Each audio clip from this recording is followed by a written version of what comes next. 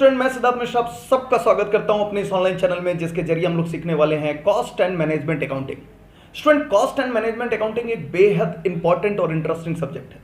चाहे वो CA examination हो, सीएस एग्जामिनेशन हो, सीएमए एग्जामिनेशन हो, या फिर कोई भी अदर प्रोफेशनल एग्जामिनेशन, ग्रेजुएशन या पोस्ट ग्रेजुएशन कोर्सेज हो, उन सब जगह आपको ये पेपर देखने के लिए मिलेगा। और इंटरेस्टिंग इसलिए क्योंकि इसके अंदर मैथमेटिक्स प्लस अकाउंट्स का मिक्सचर देखने के लिए मिलता है बच्चे। अब अकाउंटेंसी और मैथमेटिक्स का मिक्सचर क्यों मैं ऐसा बोल रहा हूं? क्योंकि अकाउंट्स जैसा जहां यहां कंसेप्ट आपको सीखना है, वैसे मैथमेटिक्स जैसे आपको कैलकुलेशन सीखना पड़ेगा। तो मेरा पर्सनल मानना है कि ये पेपर बहुत ही इंटरेस्टिंग है। हालांकि कुछ लोग को ये टफ लगता है, लेकिन मुझे लगता है कि इस चैनल के जरिए जो मेरा और आपका प्रयास रहेगा, तो ये हम दोनों को बहुत ही आसान दिखने लगेगा ये पूरा का पूरा सब्जेक्ट। बच्चे, आज जो मैं चैप्टर शुरू करने वाला हूं, पहला एकदम फर्स्ट चैप्टर जो इस क्लास का मैं शुरू करने वाला हूं कॉस्ट एंड मैनेजमेंट अकाउंटिंग में, वो है मटेरियल कॉस्टिंग। नाम अगर आपने पहली बार सुना है तो थोड़ा अजीब लग सकता है, क्योंकि क्लास 12 के अंदर भी आपके ये सिलेबस का पार्ट नहीं था। तो पहली बार जीवन में हम लोग पढ़ने आते हैं जब ग्रेजुएशन या फिर सीए एग्जामिनेशंस के इंटरमीडिएट लेवल्स पे हम लोग आते हैं। तो सीए इंटर के बच्चे खास करके पूरी क्लास को बहुत ही फोकस करके देखेंगे, क्योंकि पूरा का पूरा उन्हें ही फोकस करके इस पूरे क्लास को बनाया जा रहा है बच्चे। बाकी बच्चे भी इसका फायदा ले सकते हैं, जैसा मैंने पहले ही बता दिया कि अदर एग्जामिनेशंस के बच्चे को भी पूरा को पूरा फायदा मिलेगा। अब स्टूडेंट, जैसा मैंने बोला कि मटेरियल कॉस्टिंग में शुरू करने वाला हूं, तो जब सीए इंटर के बच्चे अपनी स्टडी मटेरियल के अंदर देखेंगे तो ये बनता है चैप्टर नंबर 2। मगर एक खास वजह से मैं ये चैप्टर को पहले पिक कर रहा हूं, क्योंकि जो सीक्वेंस मुझे फील होता है जिसे समझाने से पूरा का पूरा आपका टॉपिक क्लियर होता जाए, आपका सिलेबस में सीक्वेंस बनता जाए, तो वो मैं चैप्टर लेकर के आ रहा हूं। और न्यूमेरिकली क्योंकि हम लोग पहले आगे बढ़ेंगे और थ्योरेटिकल क्लासेस बाद में धीरे धीरे करके लगा के चलेंगे, ताकि दोनों पॉइंट ऑफ व्यू से हम लोग स्ट्रांग हो सके। इसलिए न्यूमेरिकल पॉइंट ऑफ व्यू से मटेरियल का चैप्टर सबसे ज्यादा रेलिवेंट होता है कि हम लोग पहला चैप्टर इसे बना करके चले। तो मटेरियल कॉस्टिंग स्टार्ट करेंगे। स्टडी मटेरियल का आपका चैप्टर नंबर 2 है और हमारी इस क्लास का चैप्टर नंबर 1 हम लोग बना रहे हैं। लेकिन बच्चे, मटेरियल कॉस्टिंग स्टार्ट करें, सबसे पहले मैं उस शब्द पे आना चाहता हूं जो इस सब्जेक्ट्स के नाम में है, इस चैप्टर के नाम में, और आने वाले बहुत सारे क्वेश्चंस के अंदर भी आपको देखने को मिलेगा, दैट इज कॉस्ट। हालांकि आपको बचपन से आप एक मैथमेटिक्स का चैप्टर पढ़ते थे, प्रॉफिट एंड लॉस निकालना सीखते थे। उसके अंदर कॉस्ट सीपी जिसे बोलते थे, सेल्स प्राइस एसपी आप बोलते थे, प्रॉफिट्स, ये सारी याद आती होगी, जिसके अंदर आप कहते थे कि sir CP plus profit is equal to SP. ये तो सुने होगे ना, this is CP plus profit is equal to SP बोला करते थे शॉर्ट तरीके से। बच्चे, इसे कहते हैं कॉस्ट, और प्रॉफिट तो आपको पता ही है क्या होता है, दैट इज प्रॉफिट। और जब इसे हम लोग लेकर के आते हैं तो इसे हम कह देते हैं सेल्स वैल्यू, या फिर सेल्स लिखते हैं बच्चे। तो पूरा का पूरा जो हमारा फोकस है बच्चे, वो कॉस्ट पर है, दिस इज कॉस्ट पर है। लेकिन थोड़ा बैकग्राउंड समझते हैं कि आखिर ये कॉस्ट होता क्या है। बच्चे, आपको पता होगा कि जब भी एक कोई ट्रांजैक्शंस होता है, इकोनॉमिक ट्रांजैक्शंस की बात करें, तो एक व्यक्ति अपने सामान को बेचता है या सर्विस को देता है। मैं सर्विस पे भी फिलहाल नहीं आऊंगा, क्योंकि मटेरियल कॉस्टिंग का पूरा गुड्स से रिलेटेड बात है, तो मैं गुड्स पे ही फोकस करके चलूंगा। तो समझते हैं हम लोग बात को कि मान लीजिए एक बनाने वाला एक मैन्युफैक्चरर है, तो जब वो सामान को बना देता है तब बाजार में ले जाकर के बेचता है। लेकिन स्टूडेंट, जो मैन्युफैक्चरर है उसे कितने की पड़ी, अगर देसी भाषा में हम लोग बात करें तो उसे कितने की पड़ी, यानी उसे बनाने में कितना कॉस्ट आया, बना करके बाजार तक ले जाने में कितना कॉस्ट आया, सारा का सारा कॉस्ट जब जोड़ देते हैं बच्चे, तब पता चलता है कि उसे कितने की पड़ी। यानी कोई सामान बनाकर बाजार में लाने तक कितना उसका खर्चा हो गया, उसे कहते हैं बच्चे हम लोग कॉस्ट। हिंदी में इसे लागत बोला जाता है। लागत का मतलब यह है कि मुझे कितना लगा, मुझे कितना पड़ा इफ आई एम मैन्युफैक्चरर। तो समझिएगा बच्चे, जब हमने यहां पर बात कहा कॉस्ट, तो समझ लीजिएगा कि कॉस्ट किसी चीज को बनाने की और बाजार में लाने तक की पूरी वैल्यू होती है, जो कि हम लोग को समझ करके चलना है कॉस्ट के अंदर। यानी अगर आप बोले तो मैं ऐसे बोल सकता हूं, एक्सपेंडिचर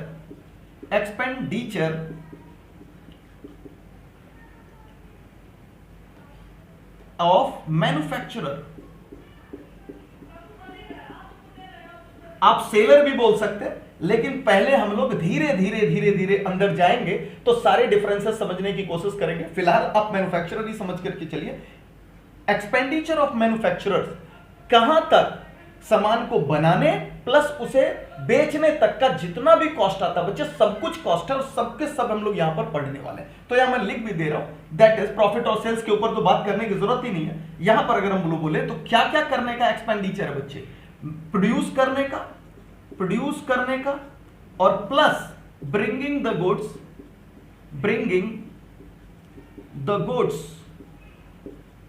टू द कस्टमर।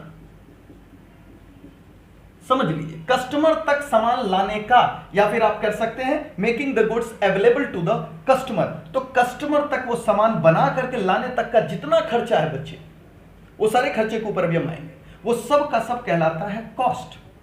अब मैं आपसे पूछता हूं, आप देखिएगा यहां पर, तो आपसे बोलूंगा बताओ एक मैन्युफैक्चरर पॉइंट ऑफ व्यू से क्या क्या चीजें लग सकती हैं। अब आप बोलोगे कि सर कोई भी सामान बनाने में, जैसे बाय द वे मान लो ये मार्कर जिससे मैं पढ़ा रहा हूं, मैं इसकी ही बात कर लूं बच्चे, मैंने कहा कि अगर मान लीजिए कि मैंने ये सामान बनाया, तो आप कहोगे सर सबसे पहले आपने मार्कर की ये बॉडी वगैरह तो इंतजाम करी होगी ना, बिना बॉडी के बिना इंक के ये तो बन नहीं सकता बच्चे। जिसे हम लोग कहते हैं मटेरियल, जिसे हम लोग कहते हैं रॉ मटेरियल्स, आपने बचपन में भी और बहुत जगह इसको सुना होगा, आपने इकोनॉमिक्स में भी सुना होगा, तो that is called raw material, यानी बॉडी पार्ट की जब मैंने बात की, एकदम रफ एग्जांपल से देख सकते हैं आप। तो आप कह रहे हैं हाँ सर सबसे पहले तो रॉ मटेरियल तो लगा होगा ना, दिस इज रॉ मटेरियल, तो रॉ मटेरियल की कॉस्ट लगी होगी, बिल्कुल लगी होगी। लेकिन आपको पता है कि जो इसे बनाने में लेबर लगे होंगे, जो मशीनें चलाते हैं, जो इसे ऑपरेट करके बनाए हैं इसे, उन्हें भी तो कुछ पैसे देने पड़े होंगे, उन्हें कहते हैं हम लोग बच्चे लेबर कॉस्ट। ये बोला, देखिए सारे के सारे कॉस्ट है, यानी इसके रॉ मटेरियल में खर्चा आया, इसके लेबर कॉस्ट में जो वेजेस आप पे कर रहे हो जो कि डायरेक्टली इससे एसोसिएटेड है बनाने पे, उनका खर्चा आया, और बहुत सारे खर्चे बच्चे, मटेरियल लाने का, लाते समय कुछ भाड़ा दे दिया, ऐसा बहुत सारा खर्चा है जो कि डायरेक्ट एक्सपेंसेस की श्रेणी में आता है। हम लोग चाहे तो उसे मटेरियल का ही पार्ट बना सकते हो, पूरा का पूरा चीज यहीं पे सीखेंगे। ऐसे बड़े सारे खर्चे हैं जो डायरेक्टली एसोसिएटेड होते हैं। अगर मैं बोलूं कि हाँ डायरेक्ट एक्सपेंसेस और सारे हो सकते हैं, तो ये तो हो गया सीधे सीधे इसे बनाने के लिए, इसमें रॉ मटेरियल लग रहा है, इसके अंदर लेबर जो बनाने में लगा हुआ वो लग रहा है, और अगला इससे रिलेटेड जो डायरेक्ट एक्सपेंसेस हैं बनाने से ही, सब कुछ मैन्युफैक्चर करने के पॉइंट ऑफ व्यू से, उस सब का सब खर्चा आप जोड़ते जा रहे हो। फिर मन में आया कि सर यही टोटल कॉस्ट है? नहीं, आपको पता है इसके बाद बहुत सारे इनडायरेक्ट नेचर के खर्चे आते हैं, बच्चे, इनडायरेक्ट एक्सपेंसेस, जो कि मैन्युफैक्चरिंग के भी हो सकते हैं और मैन्युफैक्चरिंग के बाद और भी हो सकते हैं। सर इनडायरेक्ट नेचर के खर्चे जैसे बच्चे आप मान सकते हो ऑफिस एक्सपेंसेस हैं, जो प्रोडक्शन डिपार्टमेंट के ऑफिस एक्सपेंसेस हैं वो आप मान सकते हो इनडायरेक्ट नेचर के खर्चे। आपको पता है एडमिनिस्ट्रेशंस के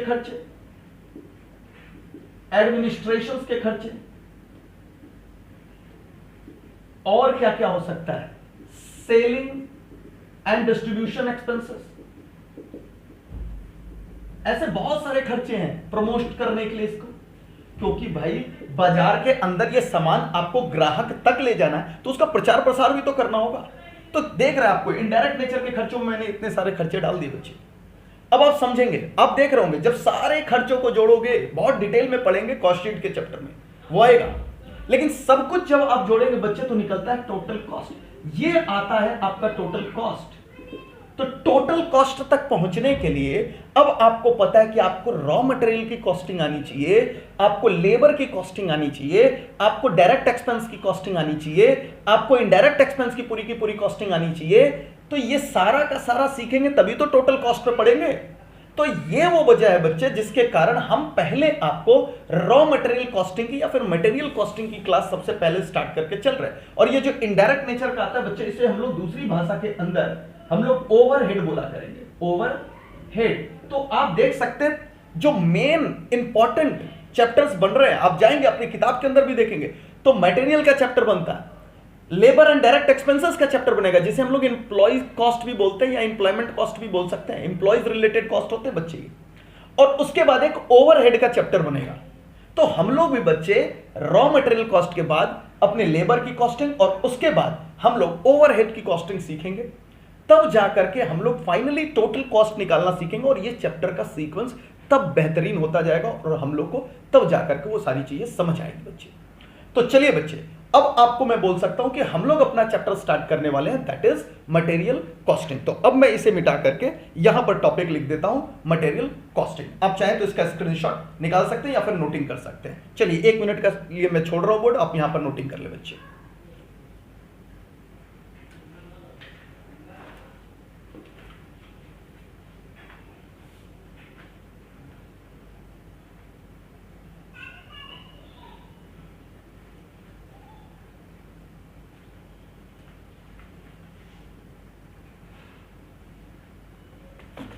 ठीक है, तो अब हम लोग मटेरियल कॉस्टिंग का चैप्टर स्टार्ट कर रहे हैं। उम्मीद है आपने ये नोटिंग कर लिया होगा।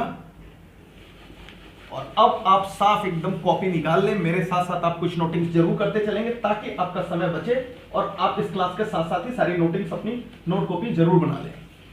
तो बच्चे हम लोग का है चैप्टर मटेरियल कॉस्टिंग। अब मटेरियल कॉस्टिंग के ऊपर कुछ बातें तो मैंने आपको बता ही दी कि that is raw material cost. बच्चे अब आप एक मैन्युफैक्चरर पॉइंट ऑफ व्यू से जब सोचते हो तो आप समझना रॉ मटेरियल कॉस्ट से क्या क्या रिलेटेड कॉस्ट हो सकता है। जब कोई सामान होता है ना, जब कोई सामान आप खरीदते हो बनाने के लिए, रॉ मटेरियल मंगाते हो, तो पहला तो हो जाता है बच्चे उसका परचेज कॉस्ट। अगर मैं बात करूं कि रॉ मटेरियल का जो कॉस्ट है वो होता है बच्चे परचेज कॉस्ट, किसी सामान को खरीदने का कॉस्ट। तो हमें परचेस कॉस्ट तो बहुत आसान है, क्योंकि बहुत बार हम लोगों ने सुना हुआ है कि क्या होता है कोई सामान को खरीदने की कॉस्टिंग यूनिट से सर उसका प्राइस पर यूनिट कर लेते हैं, हमारा निकल जाता है। लेकिन अब और भी कॉस्ट में इससे रिलेटेड आपसे बात करना चाहता हूं। आपको पता है बच्चे कि आप साल के अंदर जितना भी आपको रॉ मटेरियल चाहिए वो सारा का सारा रॉ मटेरियल आप एक ही दिन तो नहीं मंगा लेते ना। आप ये तो नहीं कहते कि सारा रॉ मटेरियल्स मंगाते हैं और अपने गोदाम के अंदर भर लेते हैं। कुछ लोग करते होंगे ऐसा, मगर कुछ लोग का मानना है कि नहीं भाई, सारा सामान मंगा करके रखना ठीक नहीं है, खराब हो जाए, और बहुत सारे रीजंस है, वो हम नहीं कर सकते। तो बच्चे आपको जब जब जरूरत होती है अपने रॉ मटेरियल्स की पूरे साल के रिक्वायरमेंट्स में, तब तब आप ऑर्डर करते हो। अब समझना बच्चे, मैंने 2 बातें यही कह डाली हैं।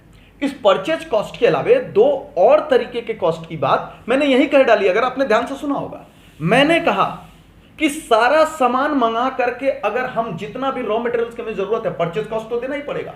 लेकिन अगर सारा का सारा रॉ मटेरियल जो पूरे साल में हमें चाहिए अगर हम ला करके बच्चे अपने यहां रख लें, तो क्या गोदाम का खर्चा देना पड़ेगा कि नहीं? गोदाम देसी भाषा है, और अगर अपने टेक्निकल भाषा में बोलूं तो स्टोरेज का खर्चा देना पड़ेगा कि नहीं? स्टोरेज के ऊपर बच्चे हमारा खर्च आएगा कि नहीं आएगा? आप सोच करके बोलिए। बिल्कुल आएगा। क्यों आएगा? क्योंकि स्टोर कर रहे हैं हम, उसे कैरी कर रहे हैं। नॉट ओनली स्टोरेज, स्टोरेज तो छोटा वर्ड हो गया बच्चे, मैं अगर टोटल में बोलूं तो कैरिंग कॉस्ट, उसे अपने पास रखने का कॉस्ट है। हमारा पैसा फंसा हुआ है, हम गोदाम का स्टोरेज का रेंट दे रहे हैं, सामान खराब हो सकता है, ऑब्सोलेंस कॉस्ट हो सकता है। तो ये सारे प्रकार के खर्चे होते बच्चे, जिनको ओवरऑल में अगर मैं बोलूं तो ये है कैरिंग कॉस्ट। कैरिंग कॉस्ट क्योंकि उस सामान को कैरी करने का कॉस्ट है हमारा। अगर हम सारा का सारा सामान अपने पास ला करके रख रहे हैं या जितना भी ला करके रख रहे हैं और तुरंत प्रोडक्शन में अगर हमें इशू नहीं करना है तो उसके ऊपर उसे कैरी करने का खर्च आता है बच्चे। इसलिए सारा सामान एक बार में ला करके रखना carrying cost point of view से थोड़ा खर्चीला हो सकता है। लेकिन अब दूसरी बात करते हैं। मैंने कहा कि हमें जब जब जरूरत होगी मंगा लेंगे, क्या दिक्कत है? तो बच्चे दूसरा खर्चा आता ऑर्डरिंग कॉस्ट। ऑर्डरिंग का मतलब जब जब आप सामान को मंगाओगे तो हर ऑर्डर पे आपको कॉस्ट लगेगा, भाड़ा लगेगा, जो ट्रांसपोर्ट वाला लेकर के आएगा, उस पे लोड करना, अनलोड करना, जो भी इस तरीके के खर्चे होंगे वो सारे के सारे बच्चे आ जाते हैं आपके पर ऑर्डर कॉस्ट के अंदर। तो सोचो, अब आप कहोगे यार अगर मंगा करके अपने यहां रखते नहीं हैं, स्टोरेज कॉस्ट बियर नहीं करते, तो फिर बार बार मंगाने पर हमें क्या खर्च करना पड़ेगा? ऑर्डरिंग कॉस्ट पे करना पड़ेगा। अब ये दूसरा लफड़ा हो गया। यानी अगर कैरिंग कॉस्ट बचाना है तो फिर ऑर्डरिंग कॉस्ट ज्यादा पे करना पड़ेगा, और अगर ऑर्डरिंग कॉस्ट बचाना है तो आपको कैरिंग कॉस्ट ज्यादा पे करना पड़ेगा। तो अभी आएंगे उन पे और डिटेल चर्चा करने में। फिलहाल मैंने आपको बता दिया मटेरियल कॉस्टिंग के अंदर हम लोग जो पहला टॉपिक पिक कर रहे हैं वो उसकी एक बेसिक फॉर्मेशंस में यहां पे कर रहा था, आपको दिख रहा हूं। मैंने कहा परचेस कॉस्ट तो होता ही होता है, लेकिन साथ साथ में हम लोग देखते हैं इसे ऑर्डर करने का भी कॉस्ट है, तो उसे मैं कह रहा हूं ऑर्डरिंग कॉस्ट, और इसे कैरी करने का भी कॉस्ट होता है, तो इसे मैं कह रहा हूं कैरिंग कॉस्ट। Carrying cost. तो बच्चे ये तीनों टॉपिक मैं समझा क्यों रहा हूं?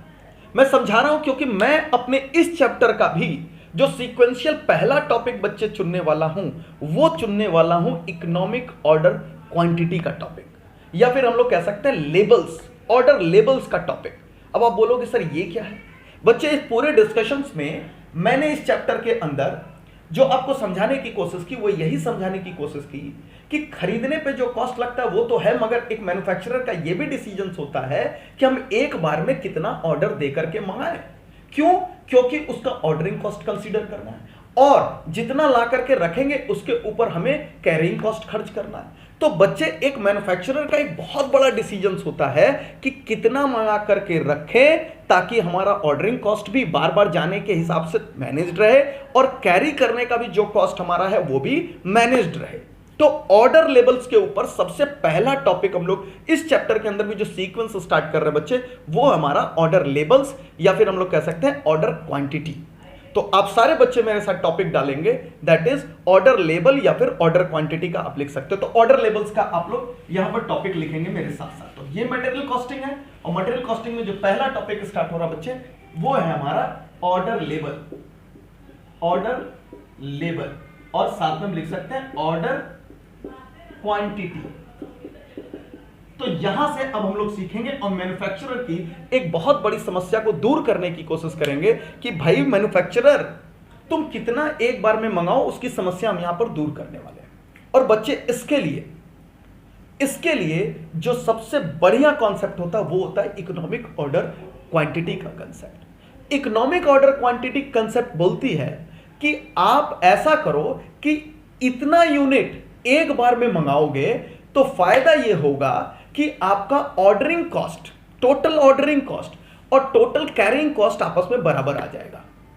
यानी इस सब समझ करके चलेंगे बच्चे, सबसे मिनिमम जो आपका कॉस्ट आ सकता है ऑर्डरिंग, और सबसे मिनिमम टोटल में ऑर्डरिंग और कैरिंग जो सबसे मिनिमम कॉस्ट आ सकता है, जिसको हम लोग वेरिएबल कॉस्ट कह रहे हैं। ऑर्डरिंग कॉस्ट और कैरिंग कॉस्ट को जोड़ करके देते हैं तो वही वेरिएबल कॉस्ट है, क्योंकि परचेस कॉस्ट को जनरली हम लोग मान करके चलते हैं भाई वो कभी भी मनाएंगे तो सामान की जो कीमत है वो तो देनी ही पड़ेगी, जो एडिशनली उसे स्टोरेज में रखने का, कैरी करने का और ऑर्डरिंग कॉस्ट होता है वही वेरी कर सकता है। तो मैं बोल रहा हूं कि हम लोग अपने डिसीजंस के अंदर बोल रहे हैं कि भाई इकोनॉमिक ऑर्डर क्वांटिटी एक ऐसी क्वांटिटी है जिस पर अगर इतना क्वांटिटी हम एक बार में मंगाएं तो फिर हमारा carrying cost plus ordering cost समझ लीजिए सबसे कम होगा। अगर आप इकोनॉमिक ऑर्डर क्वांटिटी पे मंगाते हो तो इसका मतलब यह है कि अगर एक बार में आप इतनी यूनिट्स के अलावा कोई और यूनिट्स मंगाओ तो आपका कैरिंग कॉस्ट और प्लस ऑर्डरिंग कॉस्ट ज्यादा आने लगेगा। सबसे कम किस पर आएगा? आपका आएगा बच्चे इकोनॉमिक ऑर्डर क्वांटिटी पे। इकोनॉमिक ऑर्डर क्वांटिटी भी आपका एक बार में ऑर्डर किया जाने वाला क्वांटिटी है, उसे भी हम कह सकते हैं एक बार में कितना मंगा रहे हैं वो भी हमारा इकोनॉमिक ऑर्डर क्वांटिटी। लेकिन वो सबसे बेहतरीन क्वांटिटी का लेवल है जिसके ऊपर हमारा ऑर्डरिंग कॉस्ट और कैरिंग कॉस्ट सबसे पहले तो आपस में बराबर हो जाता है, यानी total ordering cost is equal to total carrying cost हो जाता है। प्लस टोटल में अगर ऑर्डरिंग और कैरिंग को जोड़ दें तो फिर किसी और पर ऑर्डर क्वांटिटी के ऊपर यह सबसे ज्यादा कम होता है, यानी सबसे कम आपका टोटल वेरिएबल कॉस्ट निकल करके आता है। अभी मैंने बोला है तो शायद आपको समझने में थोड़ी सी दिक्कत हो रही होगी, मगर जैसे जैसे हम लोग इसकी सवाल करेंगे, जैसे जैसे इसके कॉन्सेप्ट को यहां लिखेंगे बच्चे, वैसे वैसे आपको आसान होगा। फिलहाल आप इतना अपने दिमाग में बैठा लीजिए कि जो मैं इकोनॉमिक ऑर्डर क्वांटिटी के विषय में बात कर रहा हूं वो एक सबसे ज्यादा बेहतरीन लेवल ऑफ ऑर्डर है जो एक बार में कोई भी ऑर्गेनाइजेशन मंगा सकती है, जिसके ऊपर उसका खर्चा कम आने वाला है। तो आइए उसके ऊपर बात करते हैं कि कैसे सर उसका कैलकुलेशन करेंगे, क्योंकि मैंने पहले बोला इसके अंदर मैथमेटिक्स बहुत आने वाला है। तो बच्चे उसके साथ साथ हम लोग फॉर्मूले भी लिखते चलेंगे। तो पहला मैं ऑर्डर लेवल के अंदर पहला जो कॉन्सेप्ट कर रहा हूं वो कर रहा हूं बच्चे इकोनॉमिक ऑर्डर क्वांटिटी की। तो पहला कॉन्सेप्ट हमारा इकोनॉमिक ऑर्डर क्वांटिटी। तो थोड़ा सा अगर इसके विषय में हम लोग लिखना चाहें समझने के लिए अपने पास, तो क्या लिख सकते हैं? It is per order quantity, यानी एक बार में मंगाने जाने वाला quantity at which total ordering cost, total order cost भी आप लिख सकते हो, and total carrying cost are equal, वो दोनों बराबर होता है, याद रखिएगा बच्चे। तो ये दोनों बराबर होते हैं और साथ साथ में एक बात और कि दोनों जोड़ने पर जो वेरिएबल कॉस्ट आता है वो भी मिनिमम होता है। तो दोनों बराबर भी होते हैं and total variable cost minimum भी होता है। एंड मैं यहां पर लिख रहा हूं, यहां पर आप समझिए पहली लाइन है और यहां पर एक लाइन और में आप लिखेंगे एंड टोटल वेरिएबल कॉस्ट जो कि अभी आप बस समझने के लिए समझ लीजिएगा, मैं ब्रैकेट के अंदर लिख रहा हूं, that is total order cost plus total carrying cost are minimum.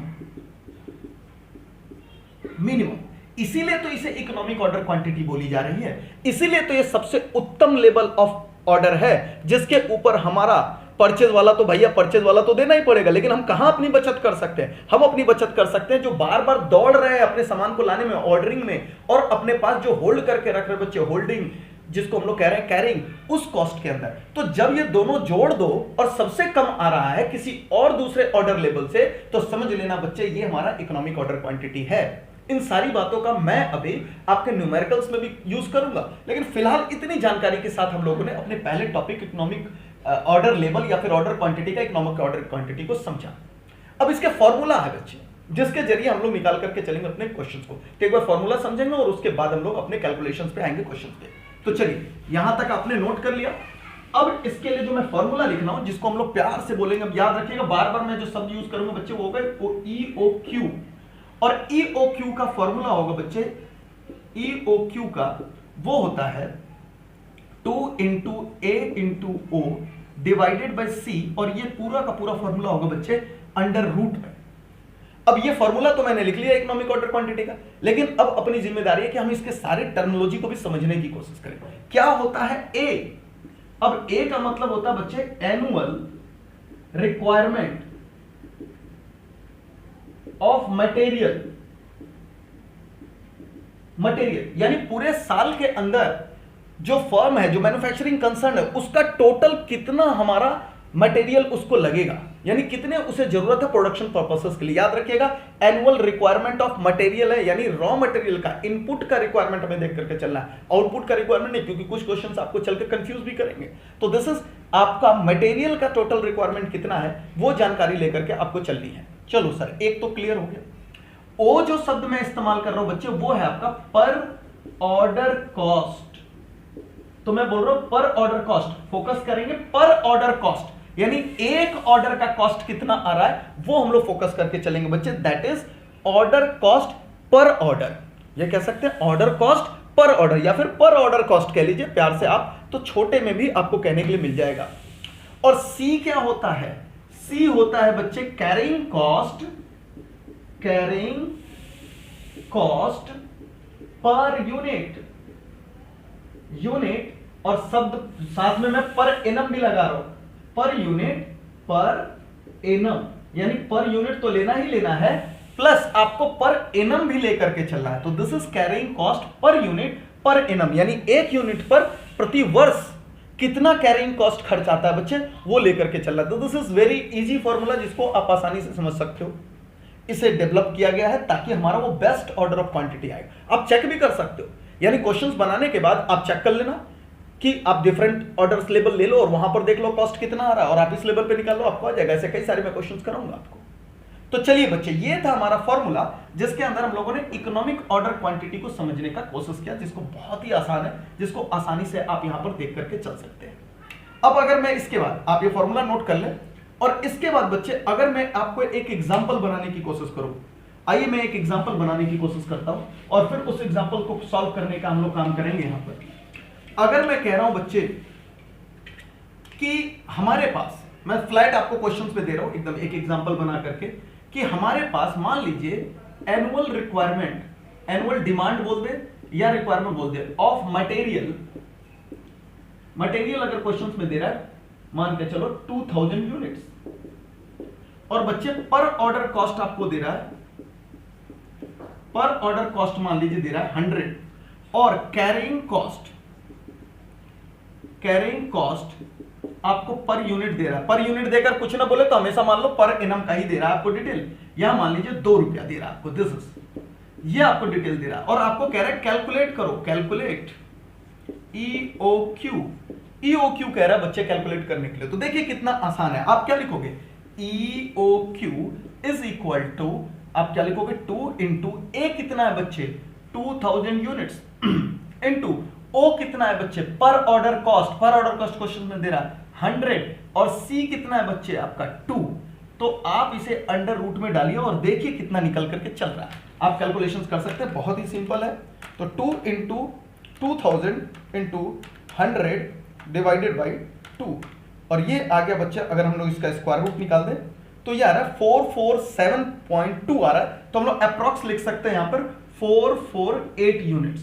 तो करीब हम लोग 448 यूनिट्स अगर मंगा करके चले बच्चे तो हमारा इकोनॉमिक ऑर्डर क्वांटिटी ये निकल करके आएगा। यही वो लेवल है जहां पर हमारा टोटल ऑर्डरिंग कॉस्ट बराबर हो जाएगा टोटल कैरिंग कॉस्ट को, क्योंकि अभी ऑर्डरिंग कॉस्ट और कैरिंग कॉस्ट कैलकुलेट करना हमने सीखा नहीं है, तो फिलहाल अपना कॉन्सेप्ट यहां तक क्लियर होता है। तो देख सकते हैं आप, बिल्कुल सिंपल था। यहां तक ऐसे हम लोग निकाल सकते हैं कि कैसे हमें निकाल करके चलना है, that is economic order quantity.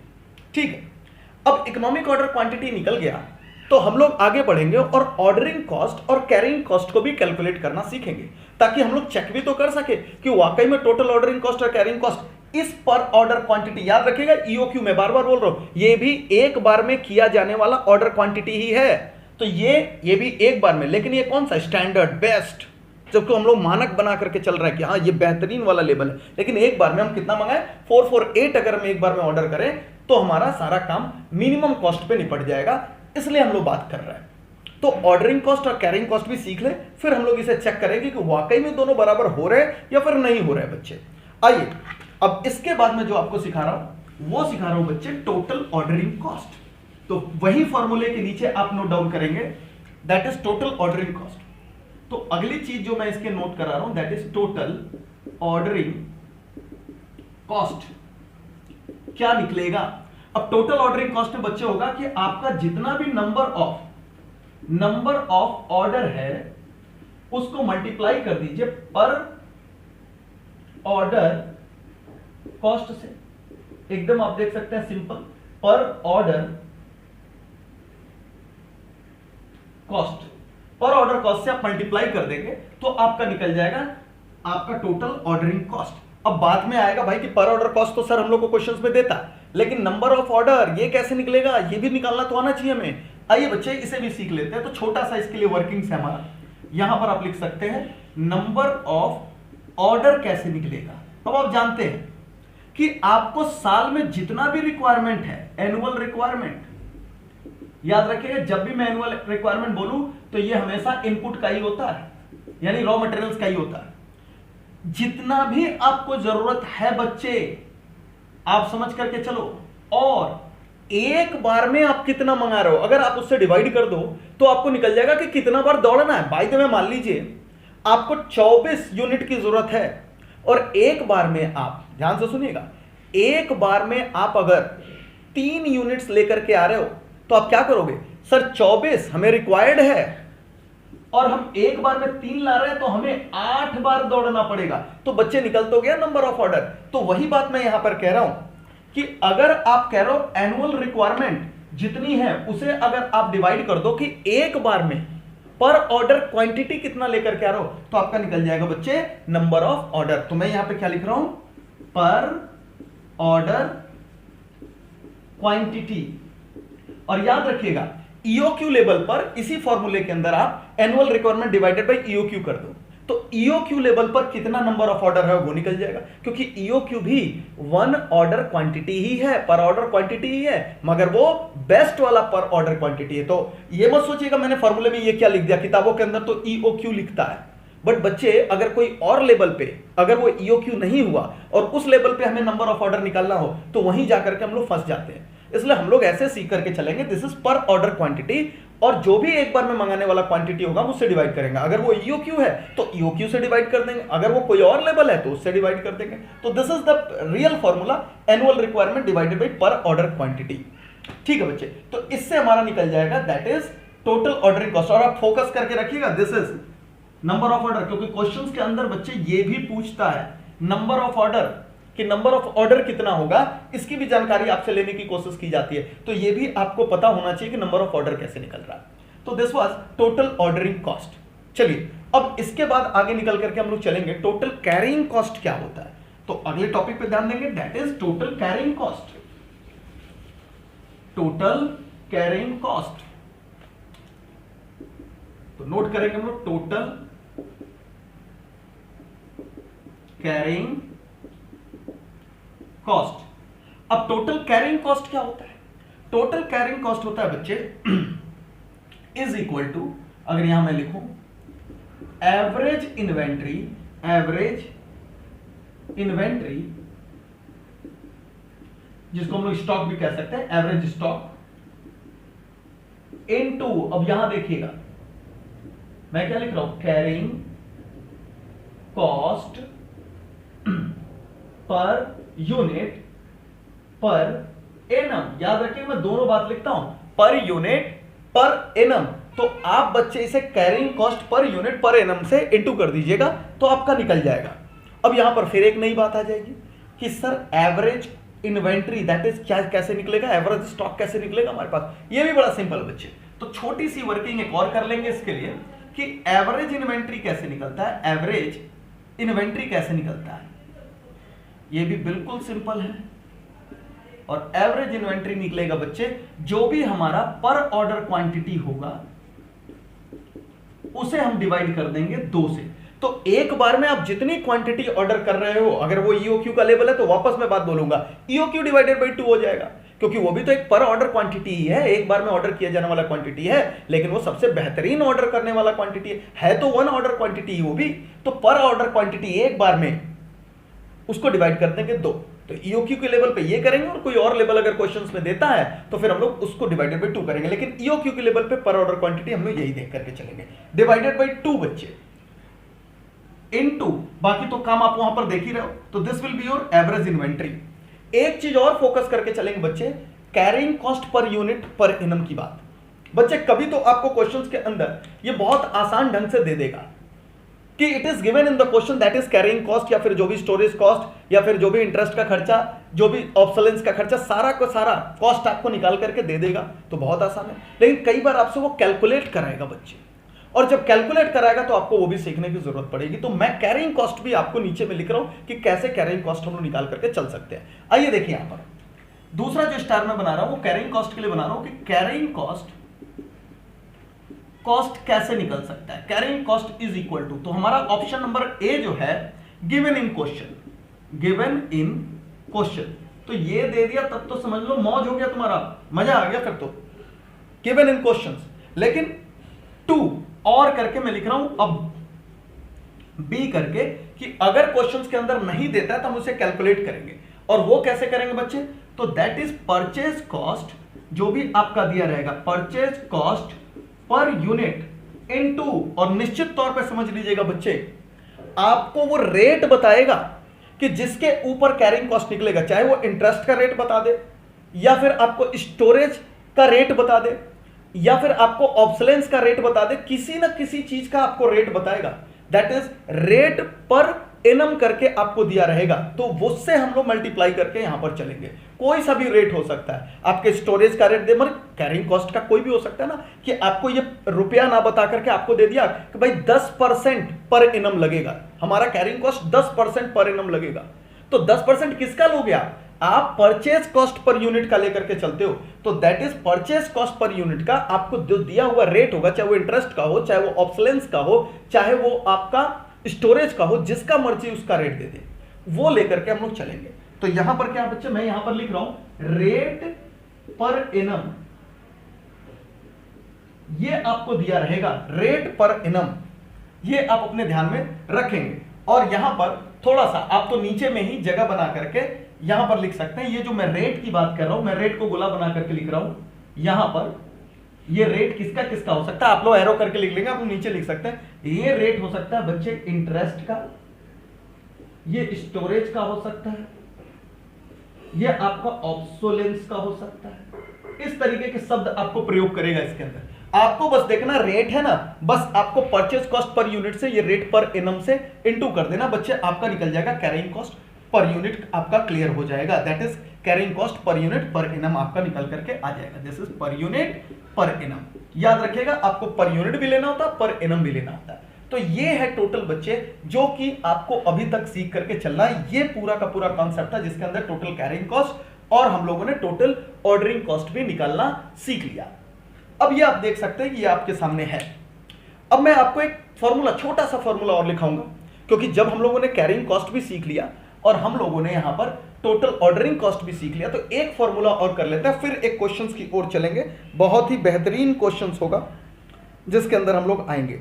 या फिर चलिए हम लोग एक क्वेश्चन को पिक कर लेते हैं और उसके बाद इसके बाद के कॉन्सेप्ट्स को मैं लेकर के आऊंगा बच्चे। तो यहां तक कि आप नोटिंग कर सकते हैं और फिर मैं अब आपके सामने लेकर के आ रहा हूं बहुत ही बेहतरीन क्वेश्चंस जो आपके एग्जामिनेशंस में आया हुआ है बच्चे। जो हमारा पहला क्वेश्चन है, आपको जो मैंने क्वेश्चंस दिया हुआ है उसके अंदर आप देखेंगे आपका आ रहा है क्वेश्चन नंबर 1 और ये पूछा गया है आपके नवंबर 1999 में पूछा गया बच्चे। बहुत पुराना क्वेश्चन है लेकिन बहुत ही बेहतरीन क्वेश्चन है आपके कॉन्सेप्ट को समझाने के लिए। तो 1999 में पूछा गया है। आइए इस क्वेश्चन को हम लोग पढ़ते हैं और सॉल्व करने की कोशिश करते हैं, देखते हैं इस क्वेश्चन में है क्या। तो पहला क्वेश्चन समझ लीजिए हम लोग के लिए कितना बढ़िया पहला क्वेश्चन, वो नहीं कर रहे हैं हम लोग अपने इस चैप्टर के क्वेश्चंस का। क्वेश्चन पढ़ता हूं बच्चे, आप सारे बच्चे ध्यान देकर के चलेंगे। कह रहे the complete gardener is deciding on the EOQ of 2 brands of lawn fertilizer. कोई 2 ब्रांड्स है लॉन फर्टिलाइजर्स का, जिसके ऊपर वो EOQ डिसाइड करना चाहते हैं। ठीक है भाई। कह रहा है super grow and naturals own. तो 2 इनका जो ब्रांड है, एक सुपर ग्रो है और दूसरा है बच्चे नेचर्स ओन। आगे कह रहा है the following information is collected, और आगे में आप देख सकते हैं इनके इंफॉर्मेशंस दे रहा है। सुपर ग्रो फर्टिलाइजर्स के भी सारे इंफॉर्मेशंस दे रहा है और आपका यहां पर नेचुरल ओन्स का भी दे रहा है। एक का निकालना सीख लोगे तो दूसरे का भी सेम टू सेम है, यानी सुपर ग्रो के ऊपर एक बार हम लोग सीखते हैं, फिर नेचर ओन के ऊपर भी आप आसानी से बना सकते हो, आपको कोई दिक्कत नहीं आएगी। क्या कह रहा है? कह रहा है सुपर एनुअल डिमांड दे रहा है बच्चे यहां पर 2000 बैग्स, यानी टोटल कितना चाहिए साल भर में फर्टिलाइजर के लिए, हमें कितना चाहिए? तो बच्चे 2000 बैग्स चाहिए। ऊपर से बच्चे कह रहा है relevant ordering cost per purchase order, यानी बाइंग कॉस्ट पर ऑर्डर, यानी खरीदने का कॉस्ट हमें पर ऑर्डर, तो ये ऑर्डर कॉस्ट है यानी पर ऑर्डर कॉस्ट। आप चाहो तो ब्रैकेट के अंदर लिख भी सकते हो, कॉस्ट पर ऑर्डर आपको दे रहा है 1200 रुपए का हमारे सुपर ग्रो फर्टिलाइजर्स के लिए दे रहा है बच्चे। ठीक है, कोई बात नहीं। और annual relevant carrying cost per bag दे रहा है 480 रुपया। तो जैसे ही आपको 480 दे दिया ना, हम लोग पूरा का पूरा इंफॉर्मेशन सुपर ग्रो फर्टिलाइजर्स के लिए फिलहाल पढ़े, सेम टू सेम तरीके से हम लोग नेचर्स ओन का भी करेंगे बच्चे। तो यहां पर आप समझ लेना, ये जो एनुअल रेलिवेंट आपको कैरिंग कॉस्ट पर बैग दे रहा है, या मान करके चलना carrying cost per unit per annum आपको दे दिया। कितना मजेदार है, आपको क्वेश्चन से पहले दे दिया बच्चे।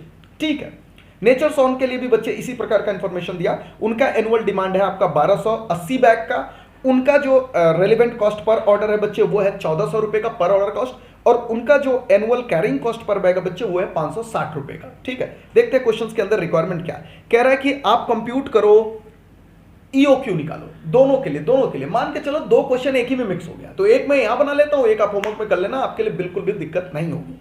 तो कह रहा है सुपर ग्रो फर्टिलाइजर्स का और नेचर सोन का दोनों का आप EOQ निकाल लेंगे। दूसरे में क्या कह रहा है बच्चे? कह रहा है कि फॉर द EOQ लेबल, यानी अगर हमारा EOQ है, मतलब कहना क्या चाहता है, अगर हम एक बार में EOQ वाला क्वांटिटी मंगाते हैं, क्योंकि EOQ को मैं बार बार बोल रहा हूं, एक बार में मंगाए जाने वाला क्वांटिटी जो कि सबसे बेहतरीन होता है। कह रहा है for the EOQ what is the sum of total annual relevant ordering cost and total annual relevant carrying cost for the super grow and nature sown. वही बात है, आपको कह रहा है ऑर्डरिंग कॉस्ट और कैरिंग कॉस्ट टोटल जोड़ करके कितना आएगा दोनों के लिए। कोई बात नहीं, दोनों तो सीख लिया, ऑर्डरिंग कॉस्ट कैसे निकल रहा है, फिर दूसरा हम लोगों ने सीख लिया यहां पर कैरिंग कॉस्ट कैसे निकल रहा है, दोनों को जोड़ देंगे, निकाल देंगे दोनों के लिए। ओके, और आगे में कह रहा है फॉर EOQ, यानी अगेन कह रहा है EOQ का मतलब होता है एक बार में अगर हम इतना मंगाए तो सारे कैलकुलेशंस आपको करना है, इसलिए बार बार फॉर EOQ कह रहा है compute the number of deliveries per year for super grow and nature sown. मानो बच्चे 2 क्वेश्चन है, सुपर ग्रो और नेचर सॉन। सुपर ग्रो आप देखेंगे, नेचर सॉन आप होमवर्क में करेंगे। क्या कह रहा है यहां पर? कह रहा है कि फॉर द EOQ अब बताइए कितने नंबर ऑफ डिलीवरीज, यानी बता रहा है नंबर ऑफ ऑर्डर, वो भी तो हम लोगों ने सीखा भी अभी। तो आइए मैं पूरा का पूरा क्वेश्चन आपके लिए यहां पर सॉल्व कर रहा हूं सुपर ग्रो के लिए। और नेचुरल साउंड के लिए बच्चे सेम टू सेम निकलेगा। तो बहुत ही बेहतरीन क्वेश्चन है, अभी तक का सीखा हुआ कॉन्सेप्ट सीख करके हम लोग आगे चल सकते हैं। और इसके बाद में कुछ और चीजें आपको सिखाऊंगा शॉर्टकट, जो आपको सीख करके मजा आने वाला है। आइए देखते हैं इसके अंदर। तो चलिए हम लोग इस क्वेश्चन को सॉल्व कर रहे हैं और क्वेश्चन में हम लोग लिख रहे हैं अपना क्वेश्चन नंबर 1 है, लेकिन साथ में हम लोग ईयर भी लिखते चलेंगे ताकि बाद में कभी रिवीजन हो तो हम लोग कर सके। तो क्या लिख रहे हैं हम लोग, हमारा क्वेश्चन नंबर 1 और ईयर बच्चे नवंबर 1999। तो इसके क्वेश्चंस को हम लोग क्या कैलकुलेशंस कर रहे हैं, सुपर ग्रो के लिए कर रहे हैं, सुपर ग्रो के लिए हम लोग कर रहे हैं। और पहला रिक्वायरमेंट है इसका EOQ का। तो EOQ का फॉर्मूला होता है बच्चे 2 into A into O divided by C। एकदम simple, this is divided by C। और हम लोग देख करके चलेंगे क्या है हमारा एनुअल रिक्वायरमेंट, क्या ऑर्डरिंग कॉस्ट और क्या है। तो देखिए कितना सिंपल ढंग से बनेगा, क्योंकि सब कुछ क्वेश्चंस करके आपको दे रहा है। तो 2 इंटू एनुअल रिक्वायरमेंट है बच्चे हम लोग का क्वेश्चंस के अंदर, वो आप देख सकते हैं सुपर ग्रो फर्टिलाइजर्स के लिए 2000 यूनिट्स का, 2000 यूनिट्स का दे रहा। और ओ जो है हमारा ऑर्डरिंग कॉस्ट पर ऑर्डर कितना दे रहा है बच्चे, आप देख सकते हैं यहां पर 1200 दे रहा है। तो आप करेंगे 1200 से इंटू डिवाइडेड बाई सी कितना कह रहा है 480 रुपए। तो आप 480 से बच्चे यहां पर कर देंगे डिवाइड। और चलिए फटाफट मुझे बता दीजिए कितने यूनिट्स निकल करके आ रहे हैं। तो कैलकुलेटर क्योंकि आपको भी अलाउड है तो आप भी घर में बैठ करके कैलकुलेटर से यूज कर सकते हैं। 2 इंटू 2000 इंटू 1200 डिवाइडेड बाई कितना करेंगे बच्चे 480। और इसके बाद हम लोग निकाल रहे हैं इसका स्क्वायर रूट और ये आ रहा है 100। तो बच्चे 100 बैग्स यहां पर निकाल सकते हैं हम लोग। तो हमारा 100 बैग्स एक बार में अगर हम मंगाएं तो वो सबसे बेहतरीन ऑर्डर क्वांटिटी मानी जाएगी, एक बार में मंगाई जाने वाली। EOQ आपका पर ऑर्डर क्वांटिटी जो सबसे बेहतरीन वाला है वो है बच्चे 100 बैग्स का। अब क्योंकि क्वेश्चंस के अंदर आपको ऑर्डरिंग कॉस्ट और एनुअल टोटल आपका कैरिंग कॉस्ट का टोटल भी मांगा, तो हम लोग उसको अब टोटल करने जा रहे हैं। लेकिन उसके लिए हम लोग पहले ऑर्डरिंग कॉस्ट और फिर कैरिंग कॉस्ट निकालेंगे, तब जाकर के हम लोग टोटल करेंगे। तो आइए सेकंड में हम लोग सबसे पहले क्या वर्किंग्स कर रहे हैं, अब सेकंड के लिए हम लोग वर्किंग्स करना स्टार्ट करेंगे। सबसे पहले टोटल ऑर्डरिंग कॉस्ट, तो मैं यहां पे लिख रहा हूं ordering cost is equal to क्या बच्चे हम लोगों ने सीखा ऑर्डरिंग कॉस्ट के अंदर। ऑर्डरिंग कॉस्ट के लिए बच्चे टोटल है, ये याद रखना ये टोटल है, तो कंफ्यूज मत हो जाना, ये दूसरा है। टोटल ऑर्डर कॉस्ट क्या हमारा टोटल ऑर्डर कॉस्ट है बच्चे हमारा यहां पर नंबर ऑफ ऑर्डर, टोटल का टोटल रिवीजन हो रहा है, नंबर ऑफ ऑर्डर इनटू पर ऑर्डर कॉस्ट, पर ऑर्डर कॉस्ट। तो आप मुझे बता दो नंबर ऑफ ऑर्डर कितना है। नंबर ऑफ ऑर्डर अभी आपको बताया, जितना साल भर में आपको रिक्वायरमेंट है एक बार में जो आप मंगा रहे हो उससे डिवाइड कर दो, तो आपका निकल जाता है बच्चे number of order. Number of order के लिए अभी अभी मैंने आपको कहा कि जितना आपको साल में रिक्वायरमेंट है, यानी क्या है ए डिवाइडेड बाई एक बार में आप जो मंगा रहे हो एक बार में, क्योंकि EOQ के लिए हम लोग काम कर रहे हैं यहां पर, तो हम लोग इस फॉर्मूले में EOQ लिख देंगे। ये भी पर ऑर्डर क्वांटिटी है, लेकिन क्योंकि वो बार बार कह रहे हैं ना EOQ के लिए निकालना है, तो हमारे इस क्वेश्चन के लिए हमारा जो पर ऑर्डर क्वांटिटी है 100 बैग का। तो बच्चे अगर आप ये डिवाइड कर देना ऐसे ए डिवाइडेड बाई आप EOQ, तो आपका निकल जाएगा नंबर ऑफ ऑर्डर। और इनटू पर ऑर्डर क्वांटिटी कितना दे रहा है आपको पर ऑर्डर जो आपको कॉस्ट दे रहा है बच्चे वो दे रहा है 1200 का। ये आपका 1200 से इंटू होगा। आइए इसे फटाफट सॉल्व करें। हमारा जो एनुअल रिक्वायरमेंट है बच्चे वो है 2000 बैग का, और 100 हम एक बार में मंगाएंगे, इंटू 1200 कर देंगे, बस निकल जाएगा हमारा यहां पर क्या निकल जाने वाला है, हमारा निकल जाने वाला है बच्चे total ordering cost divided by 100 into 1200, और ये निकल गया हमारा 24,000। ये हम लोगों ने कर लिया बच्चे 24,000। तो ये रुपया है हमारा 24,000 रुपए, ये कॉस्ट निकल गया हम लोग का 24,000। और आपको क्योंकि मैंने आपको याद आता होगा कि मैंने आपको जब अभी थ्योरी लिखाई थी तो साफ कहा था EOQ के लेवल पे जितना ऑर्डरिंग कॉस्ट उतना ही कैरिंग कॉस्ट। तो एक चीज आपको पता चल गया ऐसे क्वेश्चन में ही कि सर हमारा जो कैरिंग कॉस्ट आएगा ना वो भी 24,000 ही आएगा। लेकिन ऐसे लिख मत देना, एग्जामिनेशंस में समय कम है तो ठीक है, आप समझ गए हो कि एक 24,000 निकल गया तो दूसरा 24 ही होगा, 48,000 जोड़ दो, हो गया हमारा काम, दोनों आंसर बन गया। लेकिन बच्चे उसे भी हम लोग करके देखते हैं ताकि ये प्रूफ भी तो हो जाए कि वाकई में दोनों बराबर है कि नहीं। यही तो मैं बोल रहा था EOQ के लेवल पे बराबर है कि नहीं वो सीख लेते हैं यहाँ पर। तो आएंगे बच्चे वो हम लोग देखते हैं यहाँ पर। तो इसी के अंदर एक तो ये हम लोगों ने निकाल दिया, यहाँ पर वर्किंग, ये हमारी वर्किंग्स है, समझ लेना। फाइनल आंसर हम लोग बाद में लिखेंगे। वर्किंग नोट चल रहा है। अब यहां पर मैं वर्किंग नोट बी बना रहा हूं यहां पर, और टोटल कैरिंग कॉस्ट बना रहा हूं बच्चे, कैरिंग कॉस्ट यहां पर। और उसके लिए मैंने जो आपको फॉर्मूला दिया वो दिया है एवरेज स्टॉक इनटू जो मैंने आपको दिया कैरिंग कॉस्ट पर यूनिट। आप कैरिंग कॉस्ट पर यूनिट से बच्चे उसे कर दो मल्टीप्लाई।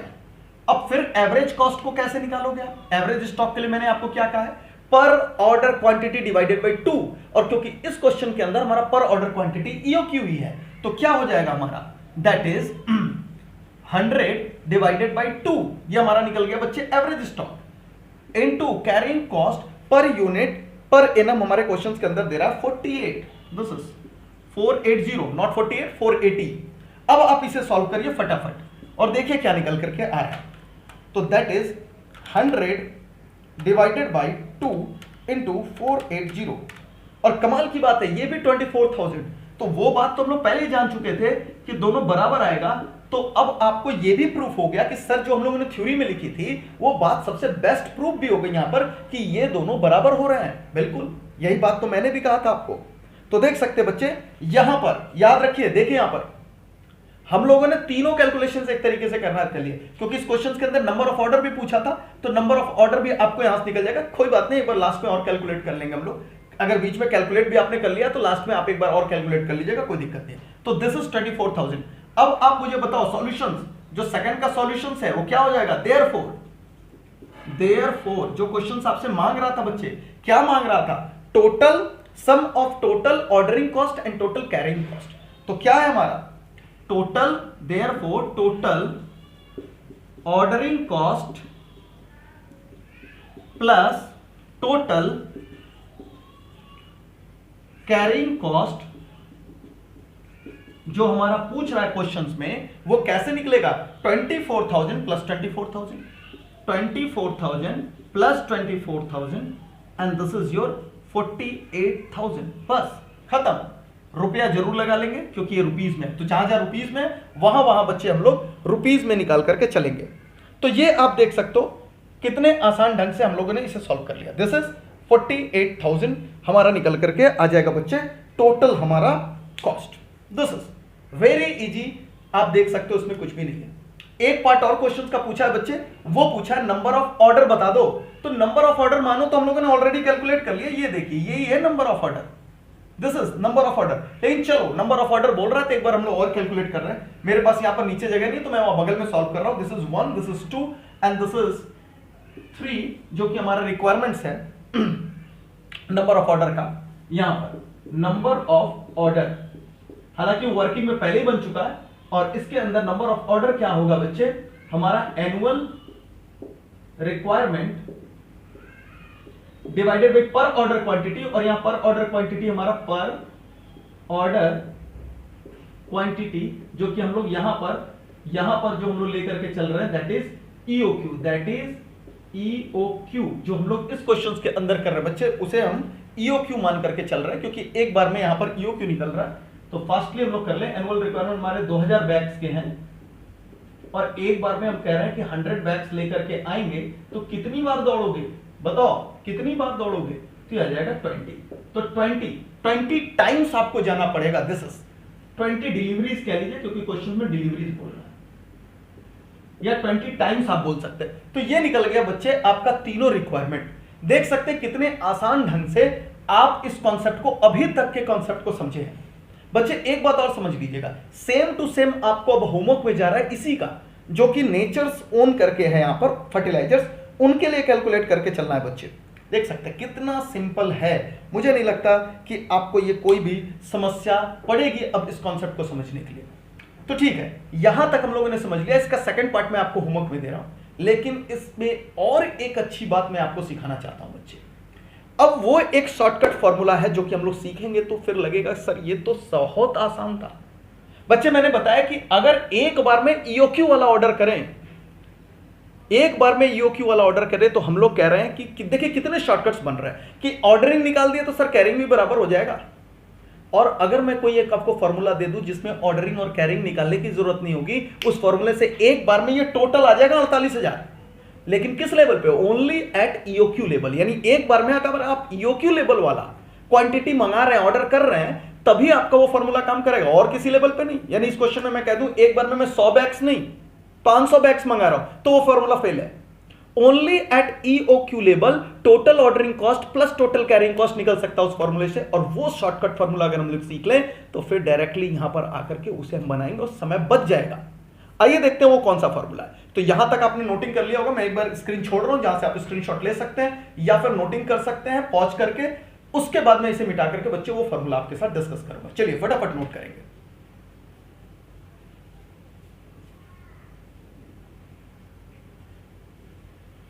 ठीक है बच्चे, तो फिर मैं ये मिटा रहा हूं और आपको आंसर पता है 48,000 है सर दोनों का टोटल।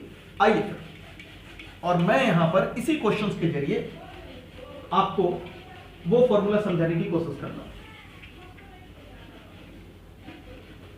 क्या है उस फॉर्मूले के अंदर देखेंगे। तो स्टार करके नोट लिख रहे हैं बच्चे हम लोग, ये नोट है।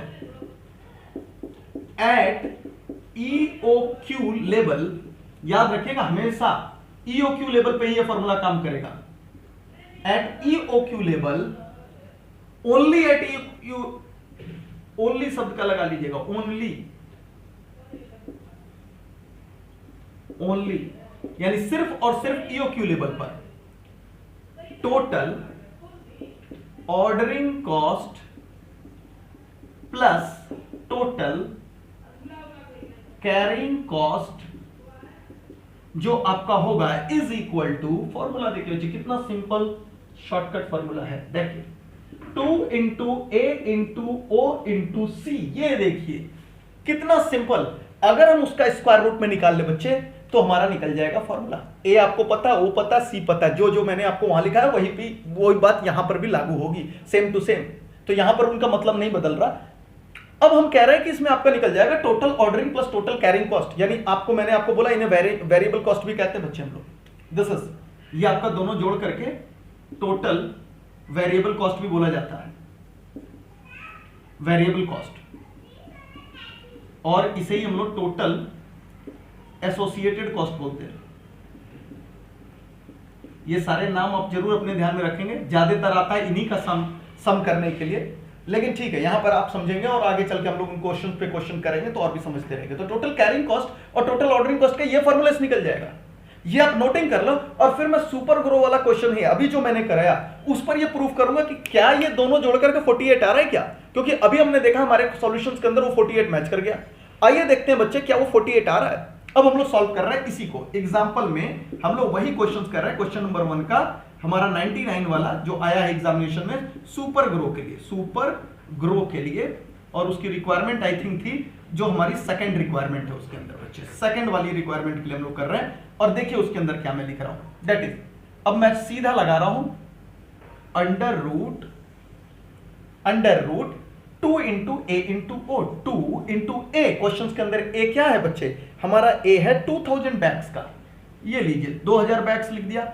ओ क्या है बच्चे, ओ है हमारा 1200 रुपए का, तो ये लीजिए 1200 भी लिख दिया, इंटू, और हमारा सी क्या है इस बार, सी 480, मैं क्या कर रहा हूं मल्टीप्लाई कर रहा हूं, 480 डिवाइड मत कर देना, डिवाइड करने के बाद यूक्यू निकल जाएगा। चलो भाई अब इसको आप सॉल्व करो, आपके पास भी कैलकुलेटर है। 2 इंटू 2000 इंटू 1200 इंटू 480, और इसको हम लोग कर रहे हैं बच्चे निकाल करके स्क्वायर रूट, और ये देखिए निकल गया हमारा 48,000 रुपया, 48,000। कितने आसान ढंग से आप देख सकते निकल गया।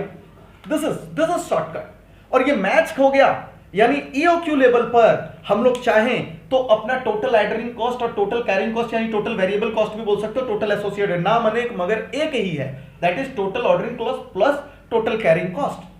तो बच्चे एक ही बार में निकल जाएगा और एग्जामिनेशन में ये फॉर्मूला लगाते ही अपना समय बच जाएगा। तो आप भी एग्जामिनेशन में ये फॉर्मूला लगा सकते हैं और आपका समय बचेगा। और देखिए अगर आपके पास समय कम है तो आप जान सकते हैं कि सर 48 आ गया ना, इसी को 2 भाग में बांट दो ना, डिवाइडेड बाय 2 कर दो, तो कैरिंग कॉस्ट कितना और ऑर्डरिंग कॉस्ट कितना निकल जाए, क्योंकि दोनों तो बराबर है। तो आप यहां से भी शॉर्टकट लगा करके उसको बना सकते हो। तो देख सकते हैं बच्चे, या फिर जिन एग्जामिनेशंस के अंदर आता है आपका वो ऑब्जेक्टिव टाइप क्वेश्चन, सीए में जो भी जैसे सीएस के एग्जामिनेशंस में भी आता है, वहां पर तो कितना आसान हो जाएगा, एक बार ये निकल गया तो डिवाइडेड बाय 2 करो ना, क्योंकि ईओक्यू लेवल पे तो दोनों तो बराबर होंगे। तो बच्चे ईओक्यू लेवल पे आप ये शॉर्टकट लगा करके बना सकते हो, हम लोग भी ये बना सकते हैं। तो स्टूडेंट यहां पर हम लोगों ने आज के अपने इस 1 घंटे की क्लास के अंदर अभी तक जो सीखा है वो एक बेसिक चीज सीखा। हम लोगों ने क्या स्टार्ट किया, क्यों हमने मटेरियल कॉस्ट को पिकअप किया, क्यों हमने मटेरियल को पिक करने के बाद उसके अंदर ये टॉपिक पिक की, क्यों, क्योंकि परचेज कॉस्ट के साथ जो हमारे और भी एसोसिएटेड कॉस्ट होते थे, ऑर्डरिंग कॉस्ट, कैरिंग कॉस्ट, उनकी जानकारी लेना बहुत जरूरी था बच्चे। और उसी कॉन्सेप्ट को हम लोगों ने चुनने के लिए सबसे पहले ऑर्डर लेवल या इकोनॉमिक ऑर्डर लेवल का हम लोगों ने स्टार्ट किया कॉन्सेप्ट को। तो ये देख सकते हैं सिंपल सा कॉन्सेप्ट आपने सीख लिया। तो बच्चे अभी तक हम लोगों ने सिर्फ और सिर्फ सिंपल कॉन्सेप्ट सीखा है। अब हम लोग क्लास को आगे बढ़ाएंगे और क्लास को आगे बढ़ाते बढ़ाते हम लोग और भी इससे रिलेटेड कॉन्सेप्ट को सीखेंगे बच्चे। तो स्टूडेंट पहला क्वेश्चन हम लोगों ने कर लिया, जिसका सुपर ग्रो का हम लोगों ने कैलकुलेशंस किया और उसके बाद हम लोग को नेचर्स उनका कैलकुलेशंस आपको करना था, तो वो आप कर लेंगे। अब हम लोग चल रहे हैं क्वेश्चन नंबर 2 की ओर। अब क्वेश्चन नंबर 2 भी देखेंगे बच्चे, जो कि आपका आया हुआ है मई 2007 का, बहुत ही बेहतरीन क्वेश्चन है, आपके समझे हुए कॉन्सेप्ट से रिलेटेड है। तो इसके अंदर भी देखेंगे हम लोग को क्या कैलकुलेशंस करना है। 2 मार्क्स में आया हुआ है, मैं क्वेश्चन पढ़ रहा हूं, आप भी पढ़ेंगे। The average annual consumption of a material is 18250 units, 18250 units का एनुअल कंजम्पशन है। मतलब एनुअल कंजम्पशन मतलब एनुअल रिक्वायरमेंट है जो कि हमें चाहिए as a manufacturer, at a price of 36.5 per unit, जो उसका परचेज कॉस्ट है बच्चे। इस बार क्वेश्चन के अंदर परचेज प्राइस भी दे रहा है आपको 36.50 पर यूनिट, ठीक है। The storage cost is 20% on an average inventory. ये देखिए बच्चे, यहां पर स्टोरेज कॉस्ट आपको परसेंटेज में दे रहा है, यानी इस क्वेश्चन के अंदर अब हमारा काम क्या हो जाएगा, हमें वो carrying cost per unit per annum calculate करना पड़ेगा। ओके, उसके बाद से कह रहा है the cost of placing an order is ₹50। What how much quantity is to be purchase at a time. देखिए इस क्वेश्चन के अंदर ये बात नहीं बोला कि आपका वो ईओक्यू मांग रहा है, लेकिन अगर कह रहा है कितना खरीदा जाना चाहिए, तो आप खुद सोच सकते हो बच्चे, वो तो सबसे बेस्ट लेवल ही सोचेगा ना कि आप सबसे बेस्ट लेवल खरीदोगे, तो वो आप खुद समझ सकते हो। इसके अंदर क्वेश्चन जो बोल रहा है वो ईओक्यू ही बोल रहा है बच्चे, that is quantity to be purchase. वो ईओक्यू ही आपसे जानना चाह रहा है, एक बार में कितना आप मंगाएं या कितना आप खरीदें, एक बार में, याद रखिएगा। एट अ टाइम का मतलब एक बार में। पहले कलेक्ट करते हैं क्या क्या इंफॉर्मेशन दे रहा है इस क्वेश्चन के अंदर। आप देख सकते हैं इस क्वेश्चन के अंदर जो सबसे पहले एनुअल कंजम्पशंस कह रहा है बच्चे, जो कि हमारा बन जाएगा यहां पर 18250 यूनिट्स। यानी आप इस क्वेश्चन के अंदर जो हमारा ए दे रहा है, सबसे पहले हम लिख लेंगे क्वेश्चन नंबर हमारा है 2 और ये मई 7 में आया हुआ क्वेश्चन है बच्चे, तो ईयर लिखेंगे जरूर हम लोग। और यहां पर एनुअल रिक्वायरमेंट दे रहा है 18250 यूनिट्स का। चलो भाई, ए निकल गया। क्वेश्चंस के अंदर ओ देखेंगे बच्चे, पर ऑर्डर कॉस्ट जो आपको दे रहा है वो दे रहा है ₹50, यानी पर ऑर्डर कॉस्ट जो हमारा ₹50 दे रहा है। और सबसे बड़ी बात बच्चे यहां पर कैरिंग कॉस्ट, इस बार हम लोग को कैलकुलेट करना है, कैरिंग कॉस्ट हमारा पता नहीं है। और साथ में हम लोग को दे रहा है यहां पर परचेज कॉस्ट पर यूनिट, ये हम लोग को दे रहा है क्वेश्चंस के अंदर, दैट इज 36.50 रुपीज, 36.50 आपको दे रहा है पर यूनिट में। ये आप देख सकते हैं जो कि इंफॉर्मेशन आपको दे रहा है। और कह रहा है बताओ भाई कि कैसे कैलकुलेट करोगे आप, how much quantity to be purchase, यानी ईओक्यू मांग रहा है बच्चे। तो यहां पर हम लोग लिख सकते हैं कि अमाउंट ऑफ यूनिट या units to be purchased, solutions हम लोग कर रहे हैं यहां पर, और क्या लिख रहा हूं मैं, units to be purchased